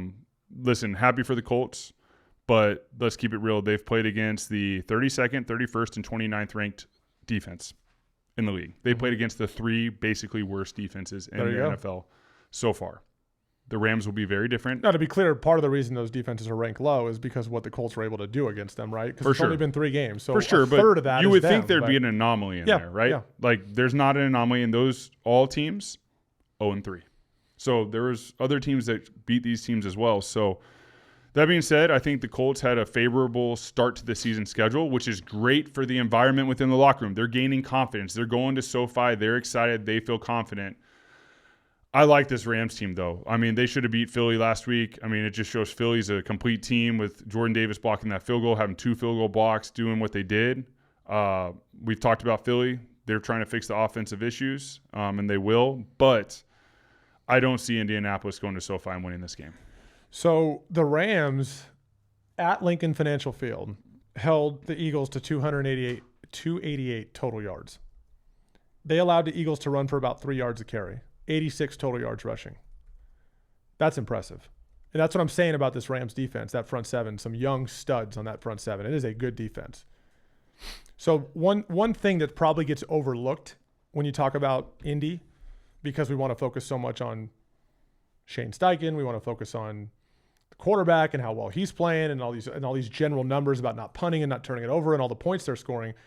Jonathan Taylor is doing fantastic. Yeah. I mean, Jonathan Taylor's got 5.6 yards a carry this year. Yeah. Like on average, you put the ball in his hands, and sometimes average yards per carry can be skewed because you get like one really long one and then a bunch of short ones. And it's like, but Jonathan Taylor has been efficient. His rushing efficiency is also off the charts so far this year. But the Rams go into Lincoln Financial Field and tell the Eagles, you're going to struggle to run the football against us. It's hard to do. And it's why the Rams built the lead they built until the Eagles finally started chucking the ball down the field a little bit. So I don't know if you can just go into this game thinking like Jonathan Taylor is going to be super effective and they're going to be able to run the offense like they've ran all year. This is a different beast they're about to face. This is also why they're a 3.5-point underdog at 3-0. This Rams defense different. And so keep an eye on that matchup. Jonathan Taylor against this Rams front 7. And can Jonathan Taylor get loose, or do we really see this thing, much like the Eagles game, fall back on the arm of Daniel Jones? So at receiver, Michael Pittman Jr. has had a nice year so far. Alec Pierce is in the concussion protocol. He's a weapon for them. He is. Alex, a great young player. Maybe he plays. Maybe he doesn't. I don't know. The protocol is just, it is what it is. You got to work your way through it. And if you can play, great. If not, they might be without him. Hard to say at this point. And he won't have practice this week, so it'll be going without practice. Fair. So that, I will say that it's going to, not only is it a good test for Indy in general, but it's going to be a really good test for Daniel Jones so we can really see where he's at. Yeah. Right? Yes, he's led this offense to do what it's done. He's been the leader. But it's not like he's throwing for 400 yards a game. They're balanced. They've Yeah. done a good job running the football. They're threatening either way. They're threatening both ways. They scare you both ways. If the Rams line up and say, you know what, Daniel Jones, nice job. You've had a good year so far. We are going to do what we did last week against Saquon and do our best to take the running game away from you. And we're going to make you throw this ball on the perimeter and make plays. Now, Indy does not have A.J. Brown. No. Let's be real about that. They don't even have Devontae Smith. No. Michael Pittman Jr. is a good player. He's a good player. But they don't have the weapons on the outside. Yep. So, again, great test for Indy this year because all the things you can look at through this and suspect, I don't know about this. It's all going to get answered this week. Yes. The Rams are a really good, balanced football team with a good defense. And by the way, Indy will be tested defensively as well. We know what the Rams have in Matt Stafford. We know what the Rams have in Puka Nacua and Devontae Adams on the outside. Their corners will also be tested. And Kyron Williams, they can also run the football as well. Both sides of the ball, Indy will really be tested. Their previous opponents, throw it out the window. 3-0 rolls in as a 3.5-point underdog. This might be the game. I mean, I'm pumped to watch Eagles Bucks as well, but this might be the game. I'm right there on this as one of the ones I'm most excited to watch this weekend. No, I agree. I think this will be a great challenge for the Colts. I think we're going to be talking next week about how they had a favorable first 3 games and the Rams took it to them. I still think that they're probably going to win the AFC South. I don't think this derails their season by any means. I think they're still a great team. I don't think they're as great as people are saying they are statistically. Mm-hmm. Daniel Jones' career versus the Rams, he's 0-2. They've done a good job versus him. In 2 games, he's thrown 4 interceptions and no touchdowns versus the Rams. So he has, and that was 2020, 2021. So he hasn't had great success playing against the Rams.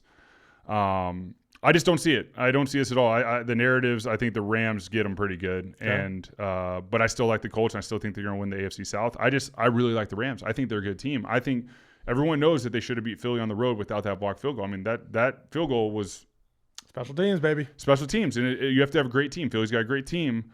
Rams have a great team as well. They're going to fix those things. I think Rams are going to take it to Indy pretty good. All right, so we're going to get into our picks quickly, but we need a quick fan question first as we transition into our picks. Perfect. Producer John, what do you got for us? Yes, sir. This one might feed into one of your picks. This is from Seamus Clancy. Question for Pod. Is it difficult playing in the heat in Tampa? Nick got his first career win there in 2012 and also started a brutally hot game for the Birds against the Bucks there in 2018. The Eagles will have to overcome that on Sunday. What do you think? Like I said, this game, I have a feeling the Eagles are stressing of this game. They know the matchup's going to be difficult. Going down to Tampa, playing early in the season when it's heat, a lot of heat and humidity is difficult. By the way, the quarterback is the wrong guy to ask this question too. But anyways, keep going. Yeah, I mean, well, maybe not. As he stands back there, not even sweating. No, I will say this. I remember we got beat pretty bad in 18. It was week 2. And we had a lot of injuries, though. We didn't have our full arsenal of people. We had a lot of injuries. Carson was coming back, I think, the following week versus the Colts. So we go down there. Tampa beat us pretty good.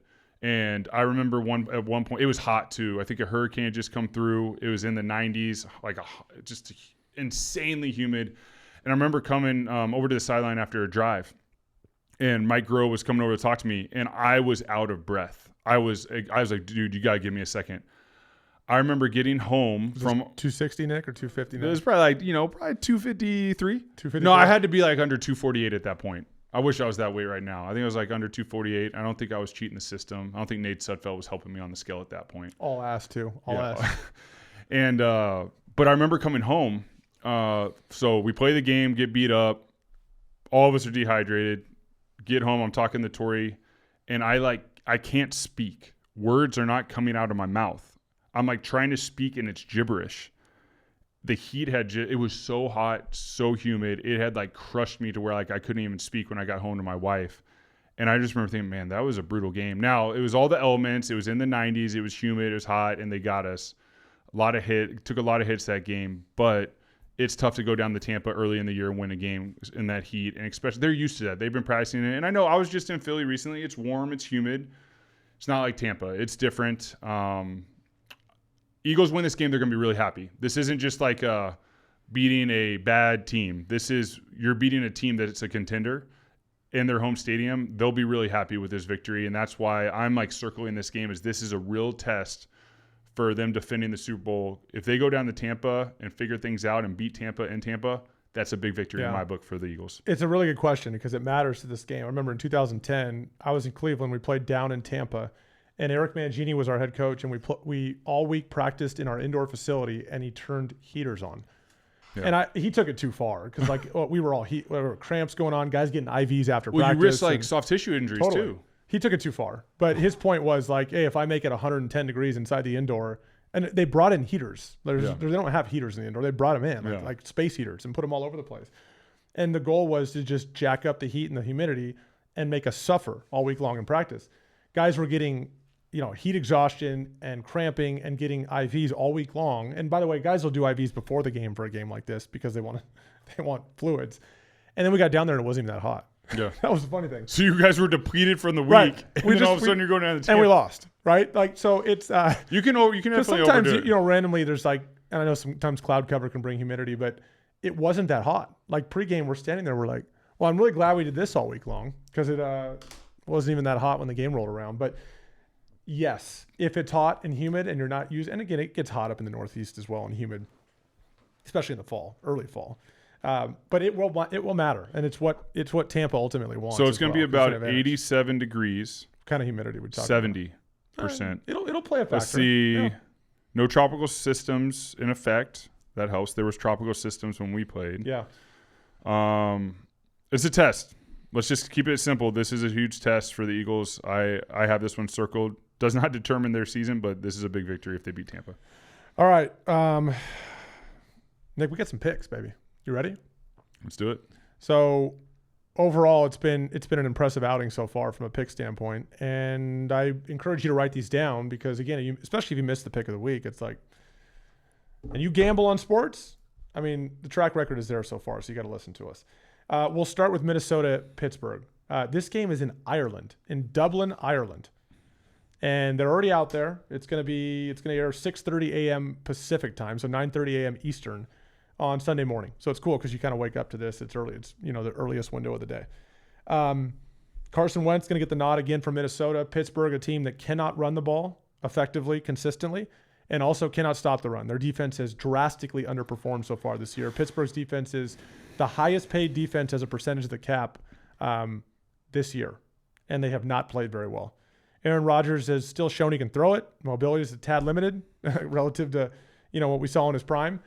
Minnesota, on the other hand, Brian Flores will have some wrinkles he's going to throw at Aaron Rodgers. And for a fairly one-dimensional offense, it'll be interesting to see how this goes. Right now, Minnesota is favored by 1.5. It opened at 1.5. Minnesota's favored by 2.5. Nick, in Dublin, Ireland, what's your pick? Vikings.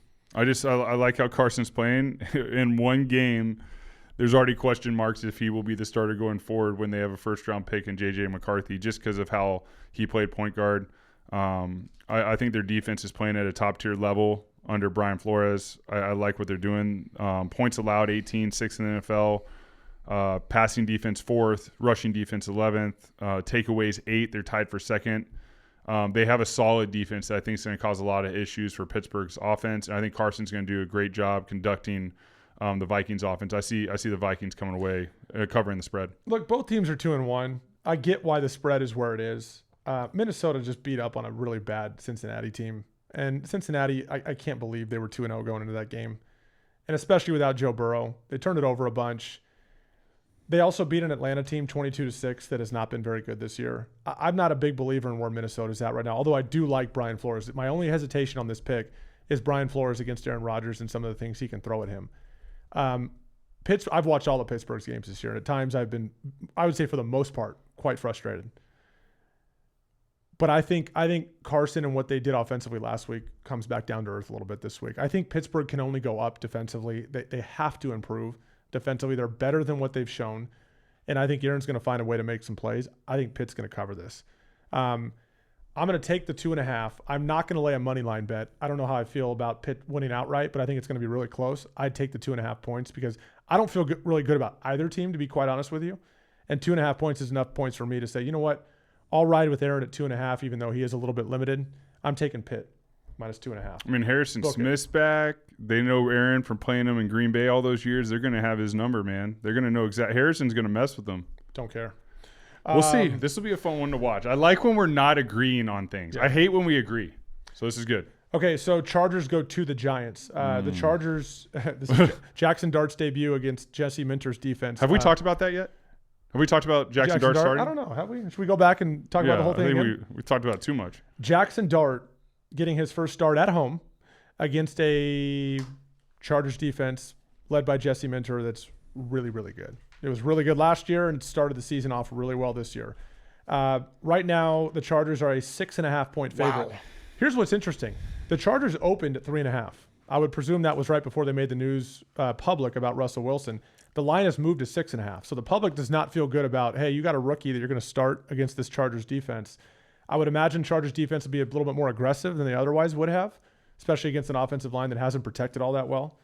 Nick, Chargers minus 6.5 against the Giants. What do you think in New York? Chargers cover.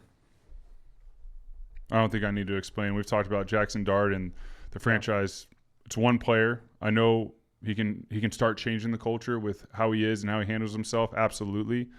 Is it going to happen this fast? No. Will there be flashes of what he will be? Absolutely. Will it be enough to beat the Chargers and to keep it close? I don't think it will be. I'm with you. This will actually, the 6.5 is not going to play into my pick of the week, but an exotic with the Chargers will play into my pick of the week. I do think Chargers cover minus 6.5. Explain an exotic for everyone listening. I will when we get there. Okay. Yeah, I'll explain it when we get there. But I'm going. You're like a master. I feel like you should be like teaching a course. Basically you are teaching a course. I'm learning about all your exotic. Anyone that bets on games will laugh at the idea of just proposing a teaser. Means that I should be teaching exotic it's just teaser. Nick doesn't know how this works, so he thinks it's cool. I know how to those like of you spreads that actually and stuff. bet, you know how this works. But like, who thinks of these terms? Exotic teaser means something outside just a traditional straight bet. But like, of the verbiage, exotic teaser, like who created? It's a betting term. It's just you don't know. It's like last night I took a straight bet on Seattle. So straight. Yeah, just simple, like, take the points or lay the points straight up. All right, let's move on. Let's go Philly, Tampa. Philly, we talked about this game a lot already. Philly's a 3.5 point favorite. They opened as a 2.5. Public pushed them up to 3.5. The public likes Philly. Wow. Philly is a 3.5 point favorite at Tampa. Keep in mind, one thing I didn't mention when we talked about this game, Mike Evans is out. Mike Evans is probably on the very, very back end of his prime. However, they have not fared well the last few years when Mike Evans is out. Okay, but now they have Emeka Egbuka. This is Tampa, who's probably trending super early, but in the discussion already for, he could be offensive rookie of the year. Okay, fair. A lot of season left, but that's how well he's playing.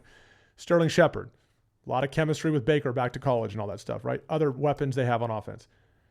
But Mike Evans is out. That probably has something to do with the line. But Philly laying more than a field goal in this game at Tampa. What do you think? Man, I always go Philly. And I've said it, and I feel like just loving Philly and just being there, like I always want to go, but I feel like Tampa covers this game. I feel like they cover the 3.5. I don't know who's going to win, but I feel like they're going to cover that spread. I think it'll be tight. It's a tough one. I want the Eagles to prove me wrong and go out down there and do it. But Tampa, this is a game I have circled. I just feel like Tampa has a really good vibe going into this. It's going to be a tough one for the Eagles. I tend to err on always taking points at home for an underdog, especially when there are a lot of points. Yeah. Now, I've already gone against that with the Giants at home. I said, all right, I'm going to take the Chargers, even though they're laying points. I'm going Tampa as well. I'm going Tampa plus 3.5. I think Tampa could – I think it's a coin toss as to whether they can actually win this game. I think it'll be close. I don't feel good enough about Philly's ability to win by more than 3. I think this could come down to a field goal. I agree. I think it'll come down it'll be tight. Yeah, it's a game Philly absolutely I don't feel good enough to take Tampa money line. Let's put it that way. Meaning just straight up to win the game. Yeah. Even though I'm going to get favorable odds if I do that. But I'd rather take the 3.5 points without making a determination of who's actually going to win the football game. Give me 3.5. Tampa's going to make this very interesting. Philly, for the most part, has been uninteresting offensively. I think Tampa's going to do a good job getting after Saquon a little bit. They're going to force Jalen to throw it. We'll see where it goes, but I think this is a field goal or less is the final result. Yep, I agree with you. Okay, so we're both Tampa. Hate that I agree with you, but I agree with you. We're both Tampa plus 3.5. Let's scoot on down to Indy and LA. So we're picking our favorite matchups of the week. Indy right now is a 3.5 point dog at LA. LA a 3.5 point favorite. It opened more than that, but it's now it's down to 3.5. The public seems to like Indy, at least from what I'm seeing on my app. There's a lot of storylines, a lot of media out there really pumping Colts. So Well, we've been we have, singing their praises but I feel like we've also kept it. We have for the first 3 weeks. Yeah. We are not singing their praises right now. So today's been a little bit more critical because now they're playing against a real opponent. And you just have to keep in mind, Indy's opponents' collective record so far 1-8, but they've done what they're supposed to do. There's something to be said for that as well. It's still the NFL, and they've done what they're supposed to do. Indy +3, or I should say LA -3.5 at home against Indy. What do you got? Dude, this is my big pick Nick of the week. I know we have this segment, but I'm just going to bust That's it out okay. right Bust it there. out. Bust it out. Whip it out, baby. This is I feel extremely confident with the Rams this week going. I know everyone's Colts. I like the Rams. I think they're complete. I think the Colts are now in a situation where they're sort of surprising themselves. Like, oh, wow, we're actually who we've been wanting to be. This is awesome. We got a new quarterback in Daniel Jones who's doing awesome. We're setting all these records. I think this is going to be a reality check game that they'll learn from after they lose, and then they'll still be a great team throughout this year. I pick them to win the AFC South. So if you're a Colts fan, I'm not dogging you. I just don't think you're going to win this. I think the Rams are going to cover. So 3.5, that half point is generally referred to as the hook, meaning like, okay, most people will buy that down to 3 points and pay the extra money on the bet because they don't feel good about they want protection on a 3-point game. I don't think you're going to need it. And it, by the way, it doesn't mean I think the Colts are total pretenders. I just think this is a kind of this is like a coming back down to earth moment for them this week. And I think they lose by probably about a touchdown, maybe more. I think the Rams are just a bit too much. And I think the Rams are pissed after losing last week, a game they feel like they should have won. No doubt. And I think the Rams get it done at home and win by a touchdown or more. So I'm -3.5 as well. I'm going Rams. Let's scoot down to Baltimore, Kansas City. Mentioned earlier, Baltimore -2.5. So they're not even laying a whole field goal. At Arrowhead, that's a big deal. I don't have the numbers in front of me, but the number of times Kansas City's been a dog at home, they haven't lost at home. Going into the season, they hadn't lost at home since 2023 Christmas. Has Lamar ever won a game in Arrowhead? That I don't know. He has not. I don't know. Has he not? Only time he's ever beaten the Chiefs is in Baltimore, so he's 0-4. So Baltimore is a 2.5-point favorite on the road at Kansas City, and we dove into this game about 20 minutes ago, pretty deep. Nick, what do you got? Casey, I like him. I just think. What the hell do you like? I can't just say I like him. What is there to like? I just know Andy Reid. Okay, so you're going the Andy Reid. So is Andy Reid going to be out there blocking and running the football? I mean, he checked Travis Kelce into the sideline, so he might make a play. What has that done so far? It has. Listen, who leads the pick with I like him. I like him. What the hell do you like about the Chiefs? I'm like a normal fan listening. I'm not as like I bet more fans listening relate to me just saying I like him than I like him. I got an exotic. I got a stiffy, or what was it? Philly stiffy. Philly stiffy. Yeah, that's a big stiffy, man. No, but I mean, the Chiefs have not been blown out. They've lost close games. They've lost games that it's been real tight. They've lost against They've lost against the Chargers overseas. Where was that? No, Brazil. You don't have to go overseas to get to Brazil. Well, it's not. Yeah. I thought for some reason I was thinking like Germany. You were right about the kickoff rule, and I'll get you on. You don't have to go overseas to Brazil. I'm just glad that I just want to be wrong to make you feel good. There you go. Eagles. And then they beat the Giants. But those are two really good teams that even though they've been injury stricken, they don't have the dynamic receivers right now. They've been in those games. They've been like hanging in there, which has been impressive. That just shows who they are. They've been making more fundamental mental errors than I've seen in the past. That is for sure. If Travis catches that ball, I don't think the Eagles win that game. So I think they actually beat the Eagles. So I just, with all that being said, all the context of how they've played this year, I don't see the Ravens beating them in Arrowhead. Oh, Nick. I feel really good about my picks this week. Okay, so I'm going Ravens. I know you're going Ravens. I'm laying the points on the Ravens. Oh, wow. I am. You think they're just going to crush? Ravens -2.5, so they got to win by 3 or more. Yeah. I think Derrick Henry is going to tighten up ball security. I think he's going to run the ball really well against this team, like he does against everybody. Lamar is going to continue to play the way he's been playing. I think their defense will look a little bit better because, quite frankly, even with Worthy being healthy, I just don't think the Chiefs have very much. The Chiefs don't run it very well. They're not protecting very well. There's nothing I've seen. And to lay points at Arrowhead, or I should say to be getting points at Arrowhead if you're the Chiefs, to be a dog. Do you know how much that takes for Vegas to like lay those odds? Because what that also means is any Joe Schmo can go lay a money line bet on the Chiefs and get plus money. What that means is like, let me go to what the odds actually are. So money line, the Chiefs are plus 130. That means for every $100 you bet, you win 130. That's plus money. Or every $10 you bet, you win $13. That's plus money. You don't expose yourself like that as a book where you say, hey, by the way, all the Chiefs have to do is win.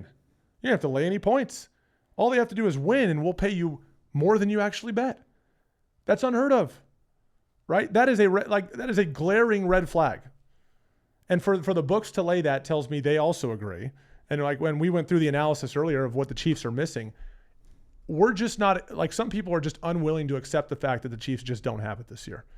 And I'm gonna ride that till the wheels fall off, because they don't. Until they show me otherwise, I don't think they have it. Their quarterback's awesome. But do the Ravens have it? Is the question. This isn't a 3-0 Ravens team that's crushing the league. Ravens, despite the Ravens' issues, especially defensively, the Ravens have still shown some ridiculous upside this year.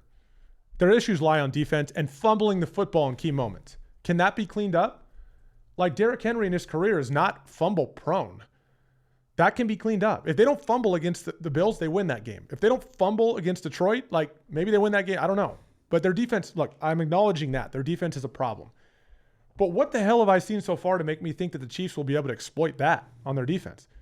So forget it. Okay, fine. Let's say the Ravens' defense is still below average in the game.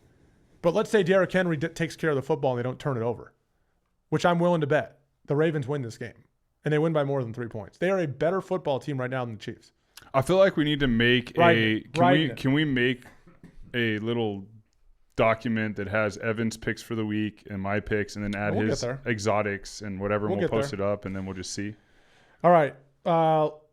Last one we're picking this week, just on the spread. Green Bay and Dallas. Green Bay goes, and this is an interesting game. Obviously, Micah Parsons being the main storyline in this game. But I think the Packers, after losing to Cleveland last week, and really looking poor offensively. Now, they lost a couple offensive linemen, which didn't help. Jordan Love, I think, was sacked 5 times, pressured often. Special teams issues. The Packers kind of gave that one away. They had like a 95% chance to win late in the game, according to ESPN Analytics, and they gave it away. And now Green Bay goes to Dallas. A Dallas team that has their backs against the wall and has not started well. They need to find a way to win a game after getting their butts kicked against Chicago last week. It's Green Bay -7 on the road at Dallas. I really want to see Jordan Love step out and make a statement this game. That's what I really want to see, even though I think, to your point about them appearing balanced, Green Bay has balance. Like, Jacobs is a stud running back. They have good players on the outside, but I want to see Jordan Love make a statement. But Green Bay laying 7 points at Dallas. What do you think? I think Green Bay, Dallas's defense has just been horrendous. Yeah. And I know that, they're going to have a plan for Micah Parsons, but Green Bay as a defense has a great defense as a whole, and not just Micah Parsons. And I just think it's going to be too much for Dallas to contain. A good thing for Micah Parsons is he doesn't even have to buy tickets. He still has his box. He was saying, they asked him how many tickets he was buying. He's like, I don't have to. It's non-refundable. I got a box in Dallas's stadium. I got Jerry World all year. They wouldn't let me refund it. So I think I agree with you in the sense that Green Bay had a rough one against a great Cleveland Browns defense, not a team, but their defense is really solid. I think Green Bay comes out and exploits the Dallas Cowboys defense and wins by more than 7. So one thing we got to mention in this game too, no CeeDee Lamb. And CeeDee Lamb, they have George Pickens as well, but CeeDee Lamb is a big part of this. CeeDee Lamb's a difference maker. So I'm just worried from a Cowboys standpoint. Like, are you going to even be able to score any points? Like, Green Bay's defense is that good. Green Bay's defense is not why they lost last week. They've been fantastic all year long. Micah Parsons going to have a little extra juice in this game. Like, it's just human nature. There's no question about that. Like, it's going to be part of what he's doing. When a D-end has extra juice, it's different than like a quarterback or a receiver or tight end or whatever. When a D-end, which they're just of that caliber has extra juice, it's a scary thing. Yeah, I think the Cowboys are in serious trouble. I love Green Bay's defense. Like I said, the biggest determining factor here, I think, is Jordan Love making big plays down the field, using his legs, being smart, not turning it over. Key turnover last week against the Browns that arguably lost them that game. I think Green Bay is going to be just fine. I still think they're a top 5 team in the league, probably top 3. I'm okay laying 7 points here as well. I feel good about Green Bay winning this game by 10 or more points. I know a lot of times, like in the NFL, you see 7-point lines, especially for a home dog. But to me, no CeeDee Lamb, defensive issues. Like, the Packers really should control this game from start to finish. I feel comfortable laying 7. Okay, your BPN pick of the week. Big Pick Nick's pick of the week. Reemphasize it here for the people real quick. Los Angeles Rams covering against the Indianapolis Colts at SoFi Stadium is my big pick of the week. I feel extremely confident in this pick, even though everyone is praising the Colts as they should be. I just think the Rams are going to bring them back down to reality, as you stated. Okay, so I'm going to go. Last week I had two. I had one like straight bet on the points, and I had another exotic. So is that the key, though? Do I need to like pick more games? Because No. you had picked more games. So like I want to like. I went two last week because I felt really strongly about one and then really strongly about an exotic. Yeah, we're going to go back and double check. I actually don't feel strongly about a straight bet this week on the points. So I'm going to go exotic. Okay, you got to explain exotic. Exotic is like something like a parlay or a teaser, like things that are just outside the standard bet of like, hey, I'm just going to take the Rams plus or minus 3.5. So you can just create that. Yeah. So here's what I'm going to do. So everyone knows what a two-team teaser is. It's where you take two teams, you have to win, both of them have to hit, and you get 6 points in each game to work with in either direction. Okay. So I love Denver at home against Cincinnati on Monday night. They're a 7.5 point favorite. So it's a two-team teaser. My first 6 points, I'm pulling Denver down to minus 1.5. So all they got to do is win the game by 2 or more. Basically win the game. Although I have lost teasers where they only win by 1. And you're like, oh my God, I didn't think that was going to matter. But I think Cincy sucks. Okay, so I'm going Denver minus 1.5 in the teaser. And then the second leg of that teaser, I'm pulling Chargers down to a 0.5 point in New York. So it's Chargers minus 0.5 because they start at 6.5. So I'm getting 6 points, right? Pull them down to a 0.5. So really, all I need is Denver to win by 2 or more, and I need the Chargers just to win the game because it's a 0.5 point, right? Yeah. So I need the Chargers just to win the game. If both those hit, I win my bet. And usually it's like minus 120. So I bet 100, or I have to bet $120 to win 100 for every 100 I bet, right? Not all that expensive to do it as far as the juice is concerned. And that's a teaser that I love. Juice. Okay? All these terms. So I'm going Denver. This is a two-team teaser. Denver, I'm bringing them down to minus 1.5. And the second leg of my teaser, I'm going Chargers minus 0.5. And both those hit. I actually have a couple other teasers I like too, but that's the one I like the most. That is my pick of the week. If you don't like teasers, I understand, because a lot of times what ends up happening with teasers is like I get the points and I didn't even need the points. I just should have taken 2 separate bets on the original game line. That happens a lot. So I get if you're like, I don't like teasers. Trust me on this one. Load up on this one. Denver minus 1.5 at home. Chargers on the road, beating a rookie quarterback in Jackson Dart, who I think is going to struggle. All they have to do is win the game. Both those hit, you win your bet. Keep listening to us and say thank you. That's all I ask for. I love it. Because I think both those are going to hit. I actually feel really good. I wasn't going to go same pick of the week as yours. I love the Rams minus 3.5 as well. I think this is a massive test for Indy and a kind of coming back to earth a little bit. Indy will be fine. When Indy loses this game by 4 or more points, they'll be fine. Right? Now, they don't want to get blown out, but they'll be fine. There's a lot to build on with Indy, but I just haven't seen enough given who they've played this year to feel good about them being able to compete with the Rams in this game, who I think are going to be really hungry. So we got a good slate, Nick, and I think it's going to be a fun weekend. It'll be a great weekend. So Monday Night Football, that's Bengals at Broncos. It's Bengals, not Bengals. Bengals. And Jets at Dolphins. There's 2 Monday night games. That's correct. And Jets and Dolphins. Man, that is I might take a nap. I might take a nap for that first one and catch the those later are one. some bad slate games. So we didn't give it the attention. We don't want to give something the attention. I feel bad not picking Monday Night Football, but those are just not great games. No, they're not. In fact, yeah. I mean, the Jets are figuring it out. Like, I feel like they're going to, Aaron Glenn, I think he's going to do a great job. But, man. Not good games. So we're not going to make those picks because it's just not something we're interested in picking. So, hey, I respect that. Yeah. Enjoy the weekend. We've got Ryder Cup. We've got awesome college football on Saturday. And we've got some great matchups on Sunday that we just discussed. As always, we thank you for listening. Please check out our Instagram page at The Season Pod, at the SZN Pod, which also will link you to our YouTube page, which is also at The Season Pod. And check out all our reels, all our episodes. We always appreciate everyone listening. We thank you for the support. Thanks a lot. That's a wrap.